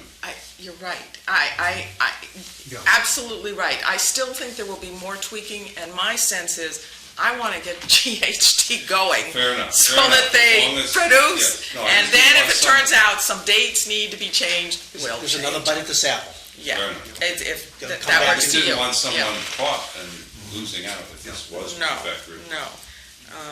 But there's a big piece of work, and I sort of hear, you need to have the pieces from us before, and then you need a month to do your work. And so I want to make that happen. So we'll fine tune typos and things like that later. Is that not necessarily typos, but moving targets? Okay. So the other, as I said several meetings ago, to me there were 4 items that were still sort of missing that we needed to give to GHD. 2 were the timelines, which we've just taken care of. The next was the text for the outfall. We definitely wanted a section on the outfall. And so we asked John Waterbury, who had made the presentation to the committee, to write something. So tonight you are looking at the language that John wrote and Steve Rafferty has edited to some degree. So this is not for a vote tonight, but it's for review. And this will ultimately, we would expect this to be in the body of the CWMP. We will need to reference it in somewhat shorter terms within the executive summary. And I've not gone back to look at just how the wording was in the executive summary now. I don't particularly remember, other than there are alternatives, including an outfall. So we're going to, what for us is probably a sentence or two, is going to become a paragraph or two, but in the body of the CWMP, you now have 3 pages, and actually there's a bit more. There's also a table that we're going to, for energy, that this is an opportunity for energy recovery. So we're working in that direction. So for the committee tonight, this is to look at the text, and it would be voted at the next meeting. The guidance here is, this is being passed out tonight. I will post it to the town's water quality management webpage as a document that will be a discussion item at the May 1st meeting. We will come back to this and discuss it and take input and comments to it.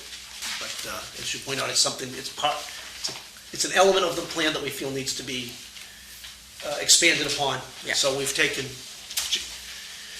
thanks to John for both the presentation he did at the last meeting, as well as putting the text together, and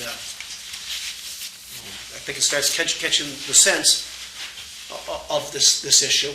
We recognize that there are legislative hurdles that need to be addressed over time with this, but this falls under the what do we do with the effluent from the wastewater plant, and what are our options and what are our comparative choices. So this is not to say that we are going with an outfall and we're not going to groundwater discharge. This is just expanding the outfall right up to understand that we are looking at what to do with the effluent over time. This was circulated before, or something, a first draft that was very close to this. Something was circulated. And I'm very comfortable with it if you wanted to vote on it now. We do not, because I do believe it needs to be posted under transparency, because nobody other than a couple of committee members that saw what John passed back. And we're missing a couple of committee members, and this is a fairly major part of what we're changing of the original plan, so we want to be sure it's well understood. Right. Okay? Jerry?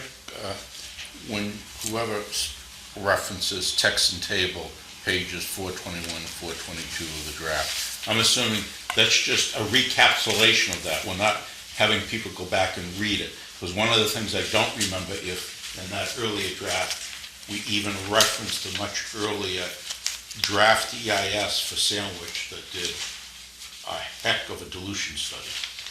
But I think, Yes, and that text, that's part of what the draft. so, yeah, in other words, we just summarize what we previously said, condense it. Right. Yeah, this isn't the final piece Yeah. of writing, Jerry. No. This was to try to capture from when John gave a Yeah. PowerPoint presentation, a little bit of what he said in some words. I added a little something to it. We're passing it to Nate and everybody else, and then this will really serve as the outline of the guide, Nate, to get it into the final plan, whatever. Right. And the main point is this, we're talking about the body of the text of the CWMP. This is not the executive summary piece. Okay. But we do need a paragraph in the executive summary. Anything else, Virginia, relative to the draft CWMP? The only other point is to check in with you, Nate. My impression from the workshop is that DHD sees the value and the importance of looking at different kinds of alternatives in the adaptive management arena.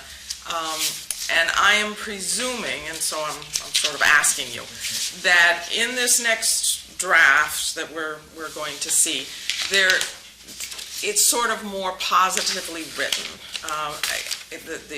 The December 2009 draft basically said sewers are the only thing that's going to work, and all these other alternatives have all these other problems and are not recommended. We're now coming out with a draft that says we're going to look seriously at all these alternatives. They do have lots of advantages, and so I'm asking you to declare to us that your wording will be cast positively. Yes, we will. Okay. We will. The words haven't been written yet, Right. and there is, I guess, a quandary of, I don't think that you're asking us to go back and redo the evaluation, but to cast the evaluation that's been done and the decision-making that has been done by the town in a positive light that provides direction for this plan to go forward. And that's, well, I'm kind of trying out that concise statement to see if you agree with it. Yeah, I would. I do. And then we'll obviously see the draft when it comes and judge it. Yeah. Judge it from that. Okay. One of the biggest things, and it was a very important statement that DEP made at the Friday workshop, and that was the idea of, my words, I think John and I thought they were the same thing. The Little Pond watershed has to solve the problem. I'm sorry. The Little Pond solution has to solve the problem. But everything else, Brian had said, yeah, we're not going to hold you to what we thought a belief was that the draft CWMP had to solve the problem, even if we thought the costs were prohibitive. In other words, we don't have to submit a sewering plan For the entire, yes. That's the way I read it, but Right. I'm not sure he meant it for the Little Pond watershed, and that's the next discussion. I think part of it, they recognize we're 10, 20, 30 years out, and it would have been difficult to try to sell things even at the state level when there's so much that could change, and they have definitely wedded themselves to adaptive management. And to me, that was a major, if it holds up when we get the Secretary's response. John, you and I and Eric both recognize what Brian said as a... That certainly was my sense of. That was a good. Yes, I agree. Yeah, that they were much more open to working this issue through, Yes, and they're much more open to looking at alternatives. It's not just sewer. yes. It gave us, I think, as a group, more confidence that the plan we're having Yes. prepared There. will be reviewed with some level of openness, that we are preparing a plan that is a plan that can be reviewed and that we can work from and go forward from. So that was encouraging. That's exactly what I have in my notes. We don't need to give a CWMP to sewer the entire south coast of Falmouth. We'll approve CWMP for one watershed, Little Pond, with roadmap for others going forward.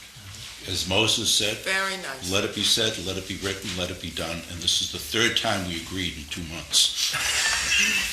I'm getting worried, Jerry. I told you could change his mind. I'm not sure who I directed that comment to either. That was an important statement. All right. The next item on the agenda is to discuss wastewater management in Little Pond watersheds. Virginia's got something to start with, and I will add into that at some point. But if I might just diverge momentarily, looking ahead to the next meeting, the next time we get together, with the fact that we're kind of making progress here on getting RFPs organized and whatnot, can we get just a brief status report of where we are with the PRB RFP? Will that be ready for the next meeting? Yes. Okay, so that will get around by the next meeting, so that will be on. So we potentially have 2 items at the next meeting that we'll keep moving on to get out of our committee and towards the selectmen, which would be the PRB and the eco toilets. Okay. Yeah. Right. And a third, which we've just mentioned, is that you have the outfall language. The language on that, We'll basically be discussing that and. I got a little summary for the end, but I just want to be Okay. sure that the PRB RFP, which was not in front of us tonight, Right. is moving, since we have Nate here, make sure that we're moving towards that for the next Right. meeting. Okay. Good. John? Assuming at this stage that the committee is now going to take the various pieces of that outfall and put it together. Yep. I, in fact, will be at sea Go on. on the 1st. So. You'll have email access. Thank you very much. Thank you, John. Yes, that's very good. Just when will you be back? Because we have a couple more assignments for you. Right. All right, we ready? Virginia? Okay, all right, I'm gonna stand up and point to a few things here. Eric and I are the subcommittee for Little Pond, and he as chairman and I as the former chair of the review committee felt it was very important to get the alternative issues out and start development. So we have waited on discussion of Little Pond until we saw real progress on the various alternatives, and voting the various RFPs tonight is an example of that. So I'm now going to focus on the Little Pond piece of the vote of Article 17 and the Little Pond piece for the draft CWMP that we're working on now. To recap, this is the picture in 2009. Everything in green was to be sewered, and that gave you, $300 million project to look forward to. We're looking at future conditions with the various percent removals here. And the sewering was to extend all the way from the Little Pond watershed, including an area called Area A, which I'll come back to in a minute, all the way out to Wacoit and the border with Mashpee.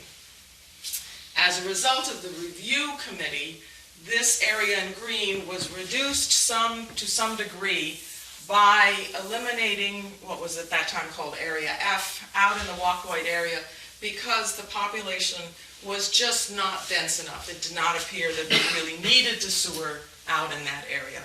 But we would focus instead on the watersheds of Little Pond, Great Pond, Green Pond, Warren's Pond, and Eel River initially. Area A comes from the previous study and plan for the town from 2001. And it is largely Davis Straits. It's largely commercial. And it was extended from the lights at Stop and Shop out to nearly to the school administration building. So Area A, which turns out to be a subset of the entire watershed for Little Pond. So when I talk now about Little Pond watershed, we're really talking about Area A and B. I have over here in black outlined what Area A is, so you can see it on a lot-by-lot basis. It falls, as we've talked about, most of the watersheds, we've talked about the lower watershed, which is the area directly around the pond, and then we've talked about the upper watershed, which takes you all the way back to the top of the mound. In the case of Little Pond, the lower watershed is sort of like a Y. It goes like that. And Area A is largely part of the lower watershed. The upper watershed includes a portion over here, which is in the Jones Pond area, and then all the way, as I said, up to wherever they think the top of the water table is. Eric and I have focused on the lower watershed, just the way these watersheds were all the lower part of the watersheds of their respective estuaries. The sewer, which I've shown just in little green dots here, is sort of like manholes. The sewer comes out to this point here, which is Jones Road and Davis Straits, and here's Stop and Shop. Everything in orange is already on the sewer. It was added either at the time the sewer went in or as a result of subsequent additions to the sewer system to include some of the larger Stop and Shop. Thank you. Larger areas that either had water quality problems or just had large flows. So it includes the Morse Pond School. There is a nursing home next to that. And in the process of the collection pipe being built to connect from the Morse Pond School out to the main line, any property that had passed was given a choice. Do you want to be on the sewer? We'll hook you in. This could not happen now because DEP would not allow even one more property to be added in without them reviewing it for need. And that has to do with the current situation that we have in the West Falmouth watershed. But over time, all of these properties have been added since since the sewer was originally installed in the late 1980s. So by looking at the orange, you can see that a fair amount of this portion of the lower watershed already is on the sewer. So we are now talking about an area that is roughly like that. And there are roughly about 1,000 homes. What is needed at this point is some greater specificity of exactly what is the area, what would the cost be to sewer just this watershed, and for that we're going to need some engineering advice. The most practical way to get it is to use GHD, because they have basically costed out all of the sewering for this whole area. But they haven't broken out, as I understand from Nate, what it actually will cost for A and B, correct? That's correct. Okay. And that is a piece that logically you would need in your draft CWNP. You need it just purely to know what the costs are, and you need it so that we have some way of comparing, when we look at these other alternatives, in fact, what's the cost effectiveness? And this is the pounds of nitrogen per dollar that Steve Layton has talked about. So we're looking at some fairly large areas that currently have water problems. This is the Falmouth Mall. And we are looking at a fair amount of residential development that is pretty close to built out.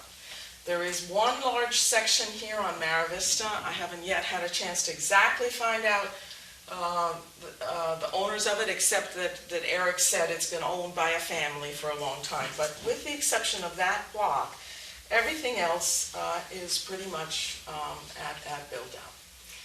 So that's the area, and what I'm discussing tonight, but would have as a separate vote, that we would need a scope of work from GHD as to what it would cost to develop the figures for sewering for this lower watershed. If I can jump in. Over to you.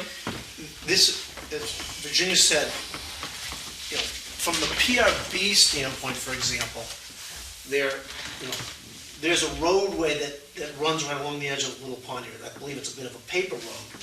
But if we were to, as we develop, let's say, realistic cost numbers for PRB to service this area, we need to be able to compare that to what's the cost of sewering that area. So we need to begin delving into at least one of the areas, and it is this area that we have decided that we will delve into. The other side of it is for those of you that were on the predecessor committee, as well as at various times along the way here, we've had folks say, what about a grinder pump? What about a vacuum system? What about a gravity sewer?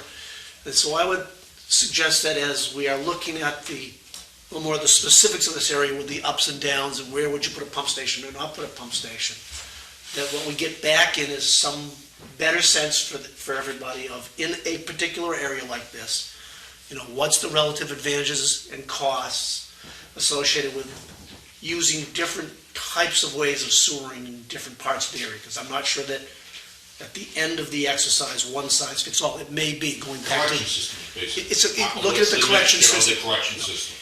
You know, and just to have a little discussion, you know, is a vacuum system, for example, a better system to have in a seasonal area or a year-round area, or does it make no difference? Because there is some seasonality to part of this area. So I'd like to think that we could get through that as we look at this area, and it will be useful.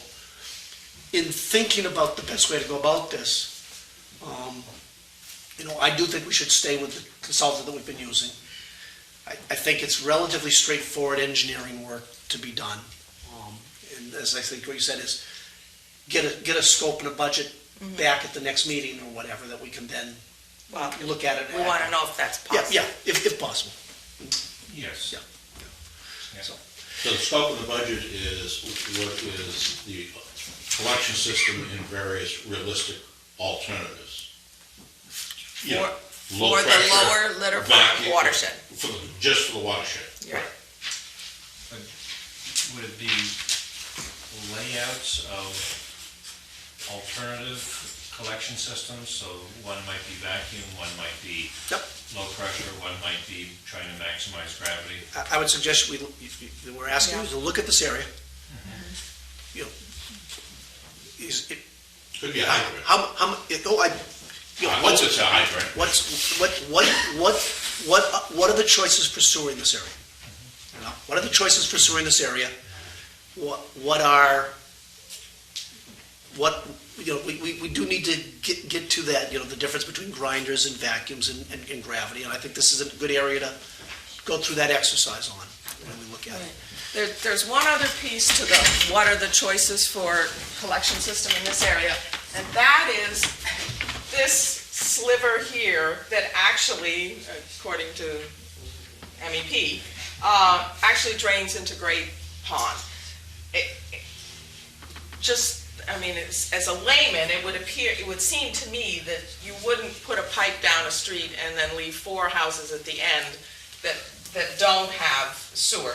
But that's another piece that, in terms of what does it make sense as a collection system, that we need to address for this section that contributes to Great Pond. So it is the lower Little Pond watershed, but I think we have to say we need to know whether should we be making a collection system decision about this eastern shore. We could call it a sewer shed. Sewer shed? Sewer sheds don't necessarily follow, and this is a good example. Oh, I think The that's- watershed line. But I would suggest that when the consultant comes back, that It's not just a given that they're picking it up, that it's a, you know, what's the marginal or add-in cost if you do it. I'm going to take comments from the committee and before I jump off the committee for comments, because I see some hands up. Matt? One of the collection systems I think you should consider is the step system. Sure. Right. Yep. And that just moves Just moves liquid. black water. Just a thought. Good. I have no problem in principle with this, but this is a chance for you to explain something to me. You're using your common sense and engineering knowledge to pick a subset of the possible options, and which every reasonable person does, to ask for the consultant to study for you. But in the case of Oyster Pond, we were told that the consultant had to study everything, even things that all reasonable people would rule out. Can you explain that? Could you? Did Mike Domenica say that? I don't, and unfortunately Mike has left. Yes. Give us an example. Yeah, give us an example. What are you saying? PRB is along the shoreline of Oyster Pond. Okay. Okay, so you just mixed and matched. We have a separate RFP going out to look at all of these areas for PRB potential, to develop costs around PRBs. Right. So we will be comparing those PRB costs to sewer costs. And the end widening as Well, yes, other things too. Yeah. If you think the But for PRB... instance, you're not making him study eco-toilets for this area. No, because No. the eco-toilets are being studied by a separate group. This is a part of the Comprehensive Wastewater Management Plan for the South Coastal Estuaries that we're doing here. If your CWMP, if an innovative consultant comes back and says, in addition to A, B, and C, we may want to throw out that you consider D, E, and F, that's part of their innovativeness. Whether it's acceptable or not, given the unknowns, that might be how innovative the person is, if, you know, or the consultant firm is, because we're trying to develop specifics so we have specific answers. I don't think when we go out with the RFP, if someone came in with a PRB, we'd know enough about to say it's good or bad. But he could spend his time recommending some future locations if it's possible. But I wouldn't think that would, maybe we're getting too much into the minutia of how someone might think and how to solve your problem. You're talking about Oyster Pond. Right. Okay. He's saying he was told not to use PRBs in Oyster Pond or eco. No. No. No. I'm saying that Mike said, I think what you're proposing for Little Pond is totally reasonable. And I completely agree with limiting the scope to things that you think are reasonable. But that isn't what I was told would be the procedure for Oyster Pond. And so I have a cognitive dissonance problem here. With the Oyster Pond issue. Yes. Okay, so maybe that needs to be revisited. But I'm going to try to help you out.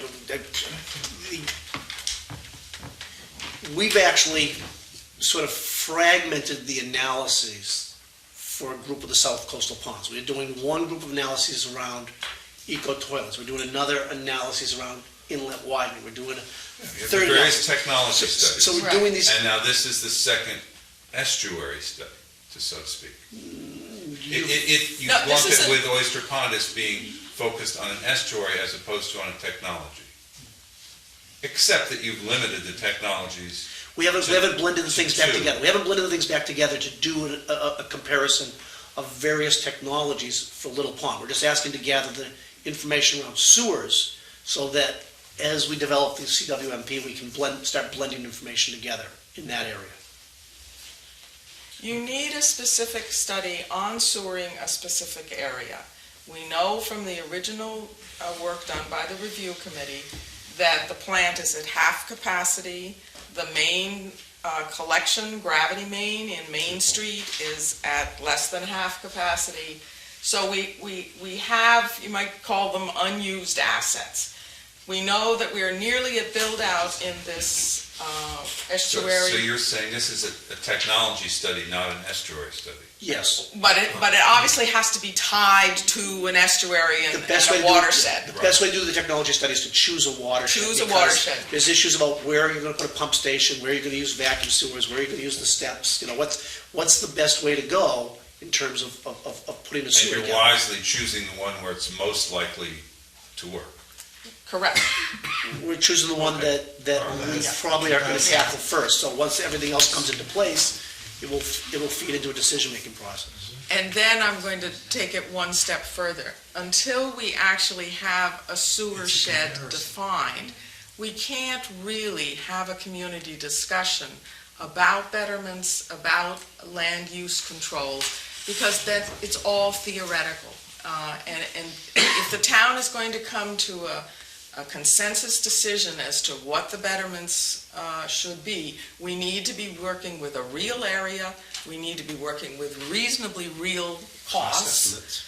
And so, again, it makes sense to take an area that was, if you remember Eric going through the chronology of all of the sewer reports, this is the area that was recommended for the next sewering. So it just seemed that there are so many reasons why we need to move ahead on this piece.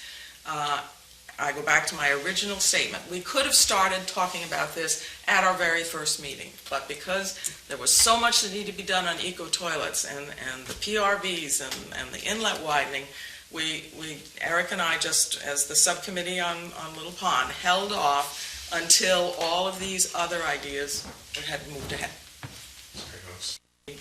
Once it's worked through the committee, there would be a recommendation to the selectmen. Win? I'm reminding myself of what we've said all along from the beginning, that this is going, Little Pond you're using as a sewer demonstration project among the other demonstrations, in a sense. In a sense. And so, if you think about it in terms of the timing, we're doing this while we're doing other demonstration projects. And then, at some point in 2014, 2015, 2016, when we have to make decisions about what we will do, whenever it is that we have to actually make a decision of what we're going to accomplish, then we look at what we know about the various different possibilities and choose if and when we want to do a certain amount of sewering or all or none or whatever in that area, and then plan that area. That's where we're going. Exactly. That's the approach we're trying to do here. And you're proposing that Nate give us costs on a whole variety of sewers, as Matt mentioned.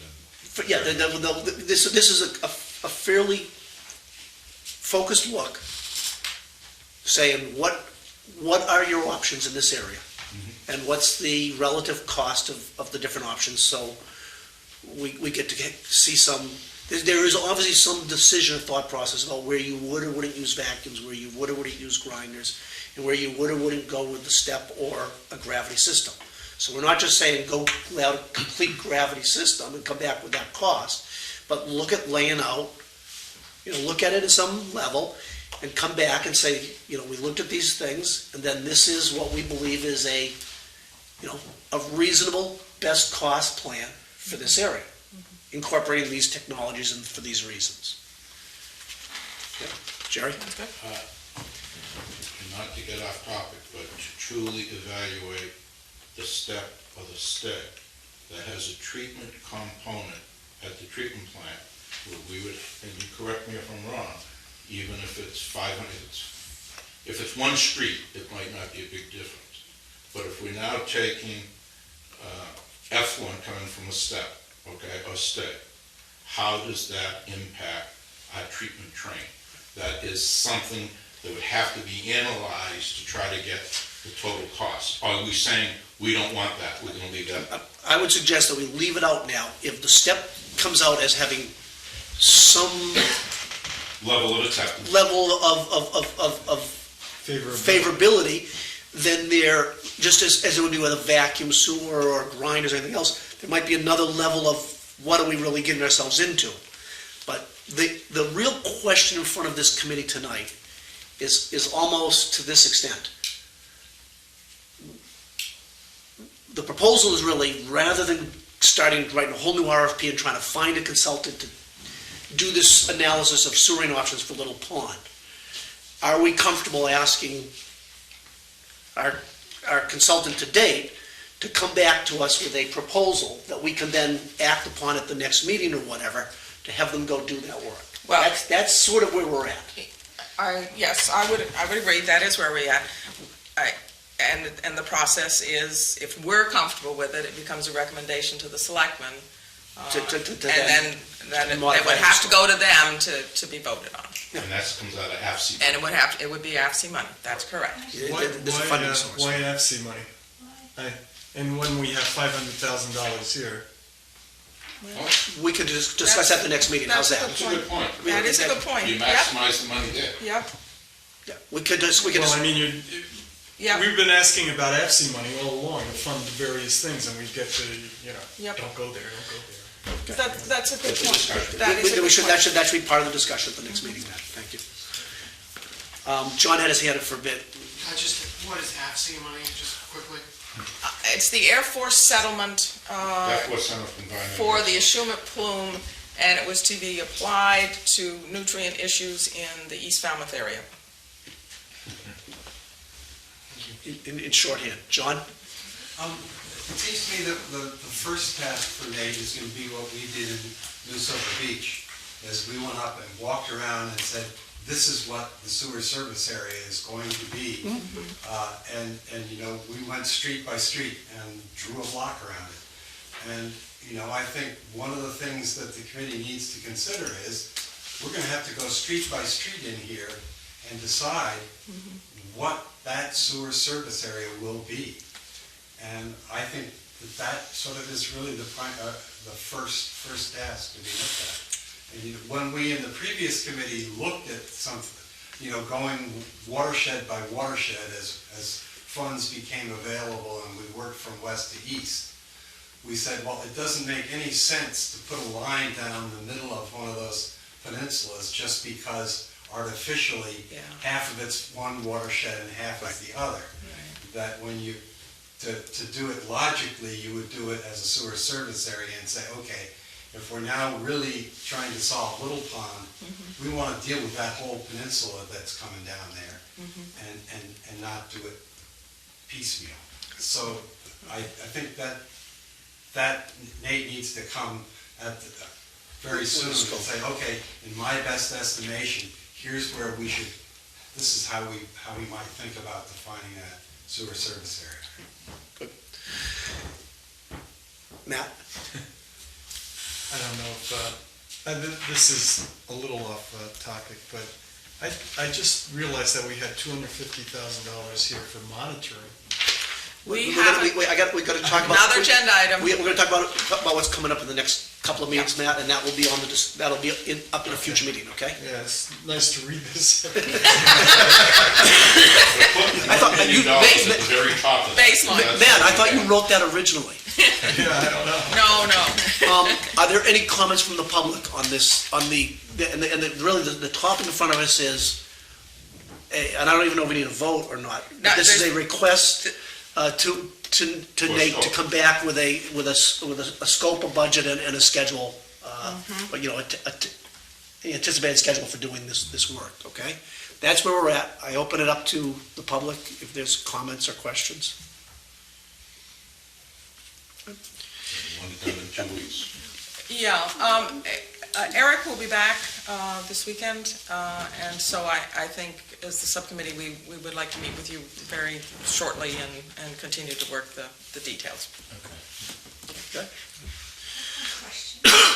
Julie?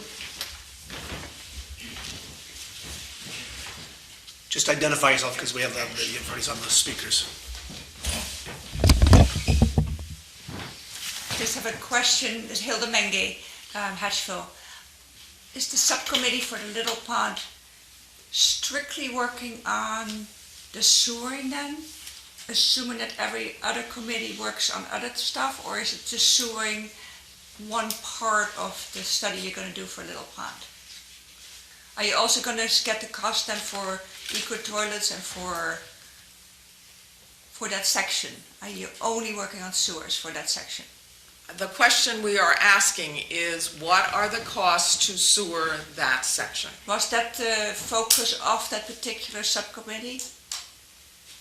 Yes, when we had our first meeting, the Little Pond, the recommendation to sewer Little Pond comes out of the original review committee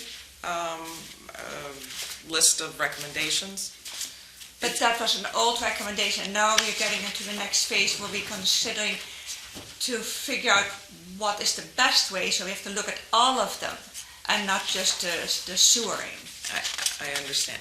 I was at that meeting, I never heard that subcommittee was going to only look at sewering.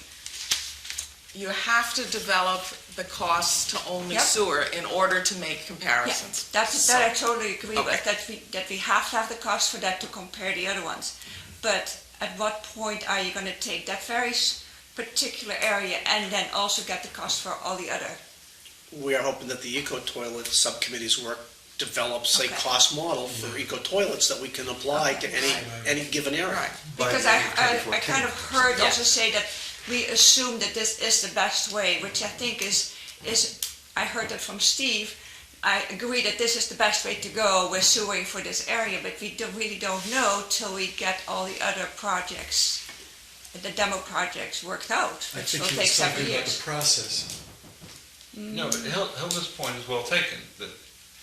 The real question is, will the eco-toilet subcommittee project be finished in time, then a meaningful decision can be made before the actual sewering starts at Little Pond? Yeah, it's already on the schedule. Back to your Construction of earlier sewering question, which started. is, what's the progress under any one of these tasks we're doing, whether it's the PRBs or the eco-toilets or whatever, towards getting enough concrete information back to our schedule where we say you do things and you bring it back up and make decisions. And it's People have So to- you're saying this is just a study, and that the decision of what to actually do there Has to will still be wait till made. you have all the technologies to compare? Well, the answer is, ideally, everybody needs to keep working to that end.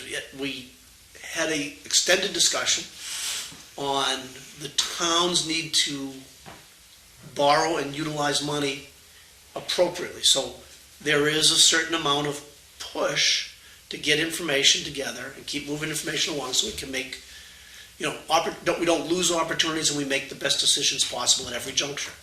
So it's not an all or nothing situation, and Right. I personally don't think that we'd be doing well to hold a portion of the project hostage to a portion of the project that hasn't caught up and bypass an opportunity to get capital funding from the town to do work in given areas. So there's an ongoing effort to keep putting the plan together and the adaptive management way of doing it. I still find it hard when I see on the schedule the construction of sewering scheduled out before we know if any of the other alternatives would be a better solution. And it's not part of that there.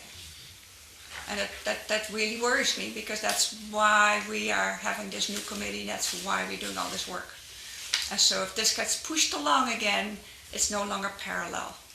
But if you look at the chart, the implementation timetable, we should have eco-toilet data in by then, before that starts, In any case. before the construction starts. In any case, sufficient for a cost estimate. If we get the education and the workshops and all those things pushed ahead really fast. Yeah, that's what we're Well, trying to do. all of these things are subject to delays. Okay. They're all subject to delays, they're all subject to comparisons. Information is always going to be cumulative, it's going to always be evolving. But we need to follow the financial window, and we need to develop factual information, and we're missing the factual information. Yeah, I think that's a good one. Okay. I like the idea that we have to compare. That is good, but I'm concerned about pushing it ahead just because of some kind of funding. Because Well- that's not a good reason, because the problem is much bigger. We have not looked at the energy then, and we haven't looked at the resource recovery and all that part. Lynn? Don't know whether this goes right back to something that I thought about many, many weeks ago. It is not absolutely necessary to concede that we must spend the first dollar of money all on doing Little Pond first. We could decide that something else Absolutely. was ready to do, Yeah. and we could do it. Absolutely. We could spend- Absolutely. That's correct. That's correct. That's correct. That's correct. Yeah. John? I also think we can't lose sight of the fact that we have to have something that's deliverable as a CWMP, which is approvable by the state. And we got a huge concession from them during that workshop that said, we've now narrowed our CWMP down to a demonstration project of sewering in Little Pond, and that we're looking at all these alternatives. If all of a sudden now we reshuffle things and say, hey, we're really not even talking about Little Pond anymore, we're going to wait until it's demonstrated. That doesn't give us an approvable CWMP, I don't think.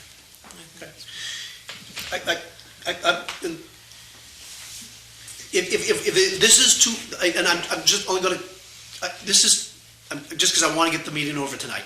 If the conversation is going to be to whether or not it's appropriate to have Nate come back with a scope and budget next week, I'll entertain more comments, but I don't want to start this back and forth over what we're doing or what we're not going to do with the information, because we don't even have the information yet, but I'll give you, go ahead. Okay. It's related, but I've never seen anywhere written that a plan has to have sewering in it. So if anybody can show me that in the literature that I've read, it doesn't say that you have to have sewering in order to make a plan legitimate for the state. Okay. I'm going to close item 5. Yes, right. Okay. I believe I sent to all members of the committee electronically the minutes from March 1st, March 15th, March 29th, and the workshop of April 6th. So we have a collection of these minutes to get through. I suppose the first shall be last and the last shall be first, or something like that, if we're using biblical phraseology tonight. March 1st, the minutes of March 1st are in front of us. I had I'll say right now, I had no substantive changes that I thought. So you move them. I moved them. I'll second. I have one very, very small item, which would be on page 2.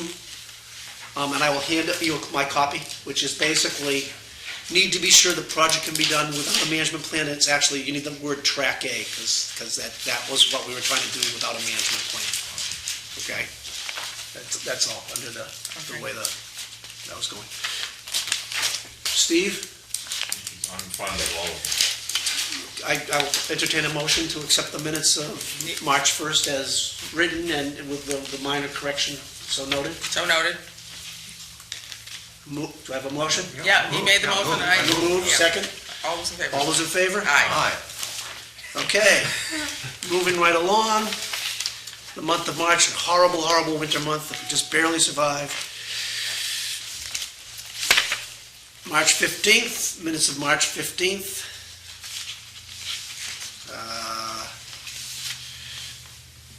So moved. Okay. All right. All those in favor? Aye. Okay. The minutes of March 29th, I had a couple corrections. and I'm actually going to turn this over to you, Virginia, because I was not present at this meeting. Oh, okay. On page 2, at the top of the page, on inlet widening, Virginia reported that the ENF, it should say 4 Bournes Pond. Oh, yeah. Took more time. And on the next page 3, at the top, we have bullets. The third bullet, the danger of muddling a once clear path by mixing issues. mixing things. Yeah, mixing things. Issues, huh? Issues, mixing issues. And on page 4, the paragraph just above where it says discussion on request of notification, the discussion included the issue of, and it says leakage rates, it was a discussion on infiltration inflow, both from sewers and from other systems. And with those 3 corrections, I move the minutes. See that?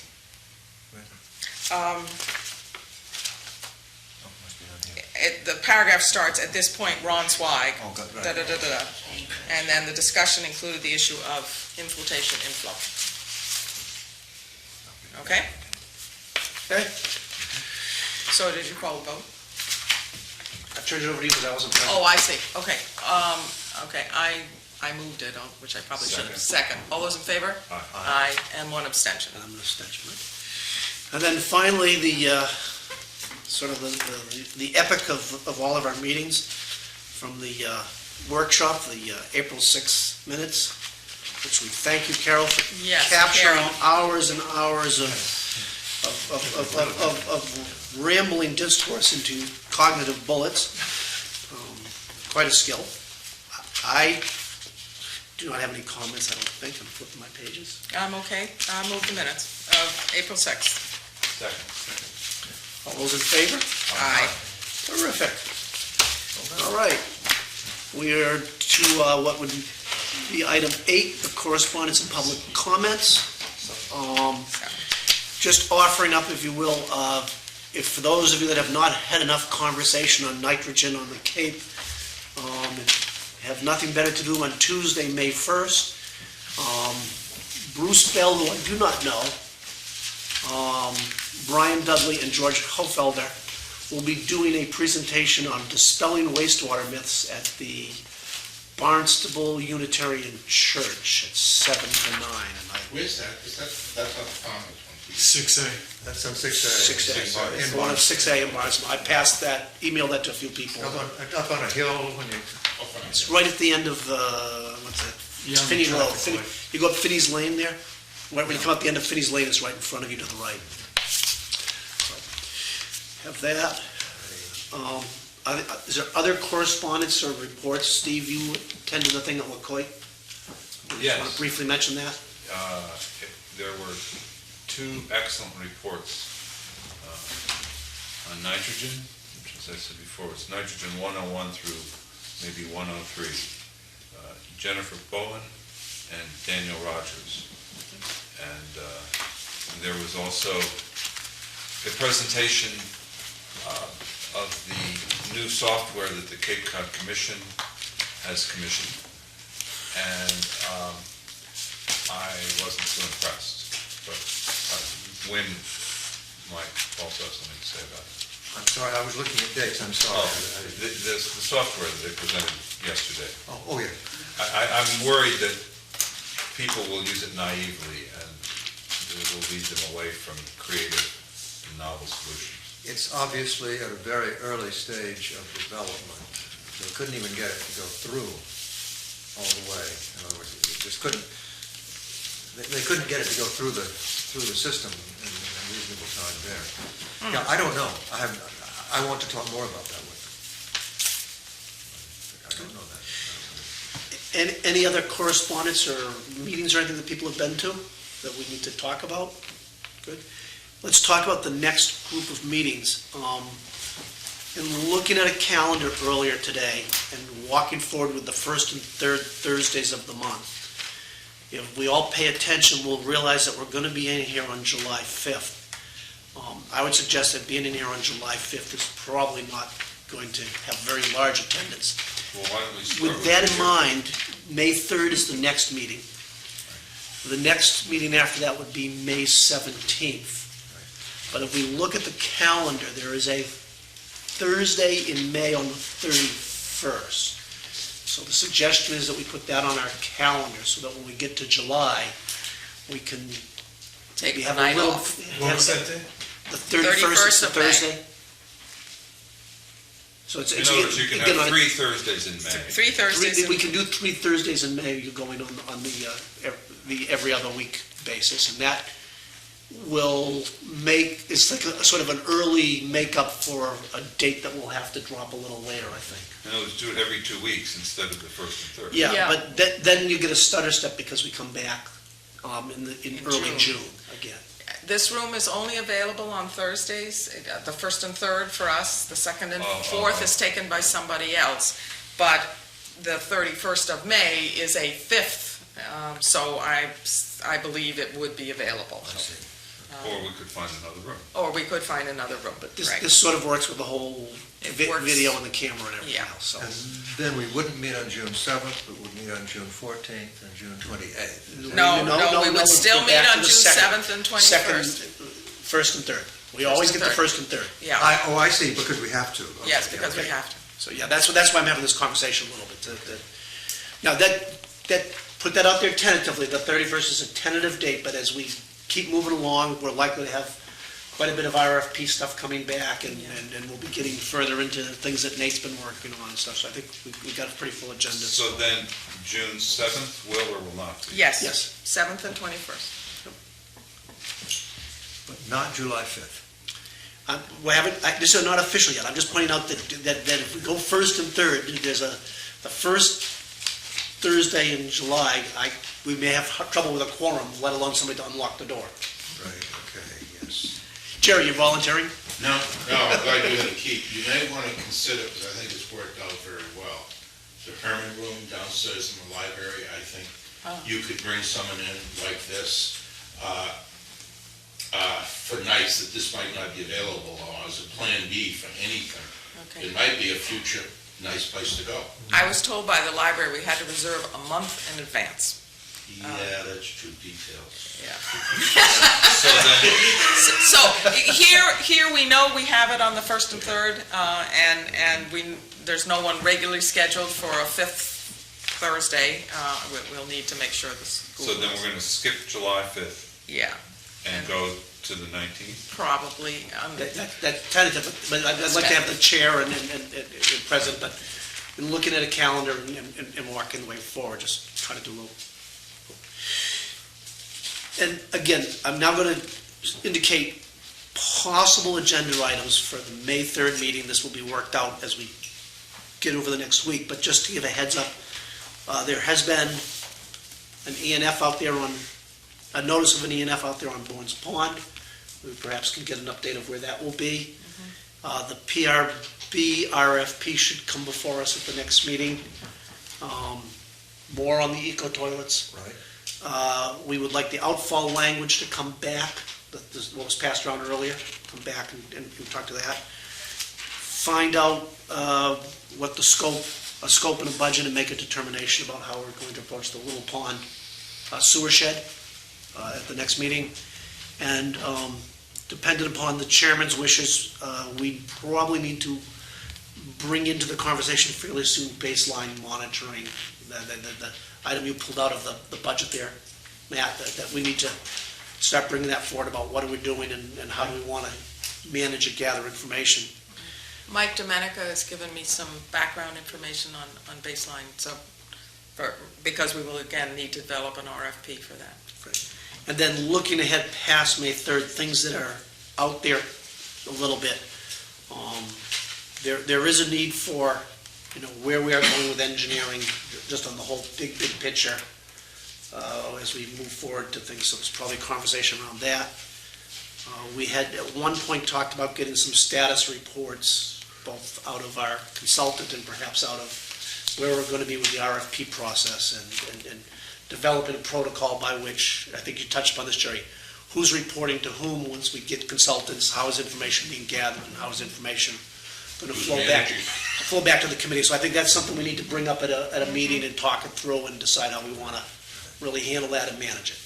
One other thing, and it started and it fell off, is there going to be an RFP for stormwater management? I had thought you guys had an idea. Obviously, one of the people that came in front of you can't develop it. I don't know if we still have enough of Mike's time, but that's something that could it is definitely the pond area, so if that's gonna be. I'm putting it on the to-do list, Okay. Jerry. Yeah, Eric is aware of that, and Okay. we felt these other RFPs were more important, so it's more like it's gonna be a summer RFP, September. Just trying to give a little bit of what will happen at May 3rd and realize there's a couple open items to touch upon that the chair and the vice chair are well aware of. The to-do list that we need to bring forward as the committee can handle it. Yeah, I have one. We have 5 minutes. I have a question about that. If it were, because I don't want to push off the RFP for the eco-toilet too far, I would like to open the possibility that we could bring the MOU and also, at the same time, coordinate the MOU and the RFP next time if that worked out. Absolutely. I don't know whether we can do it or not, but if it works out, if Mike can, if we can discuss it, and Mike can do it, we might be able, he's done an awful lot of work so far, and we might be able to bring the whole thing together. My perspective is that we've heard quite a bit about the eco-toilets. We haven't seen a real scope of work yet. We haven't. Well, we've seen some, but we may be close. So if you've got an You RFP, haven't seen what we did. let's get one. The key piece is that the MOU needs to establish what Barnstable's going to do, so that is not in the RFP. And we have to know that it can be done. that The selectmen will let it be done. Exactly, Yeah, but exactly. it might be- My hunch is that the RFP for the eco-toilets will probably, instead of being at this meeting, it'll be a month from now. That's my guess, with the time for the MOU to move through and do what it needs to do. I will be back about 5:30 that afternoon from Europe. I may try to attend the meeting. It'll be 2:00 in the morning. Yes, I won't be very...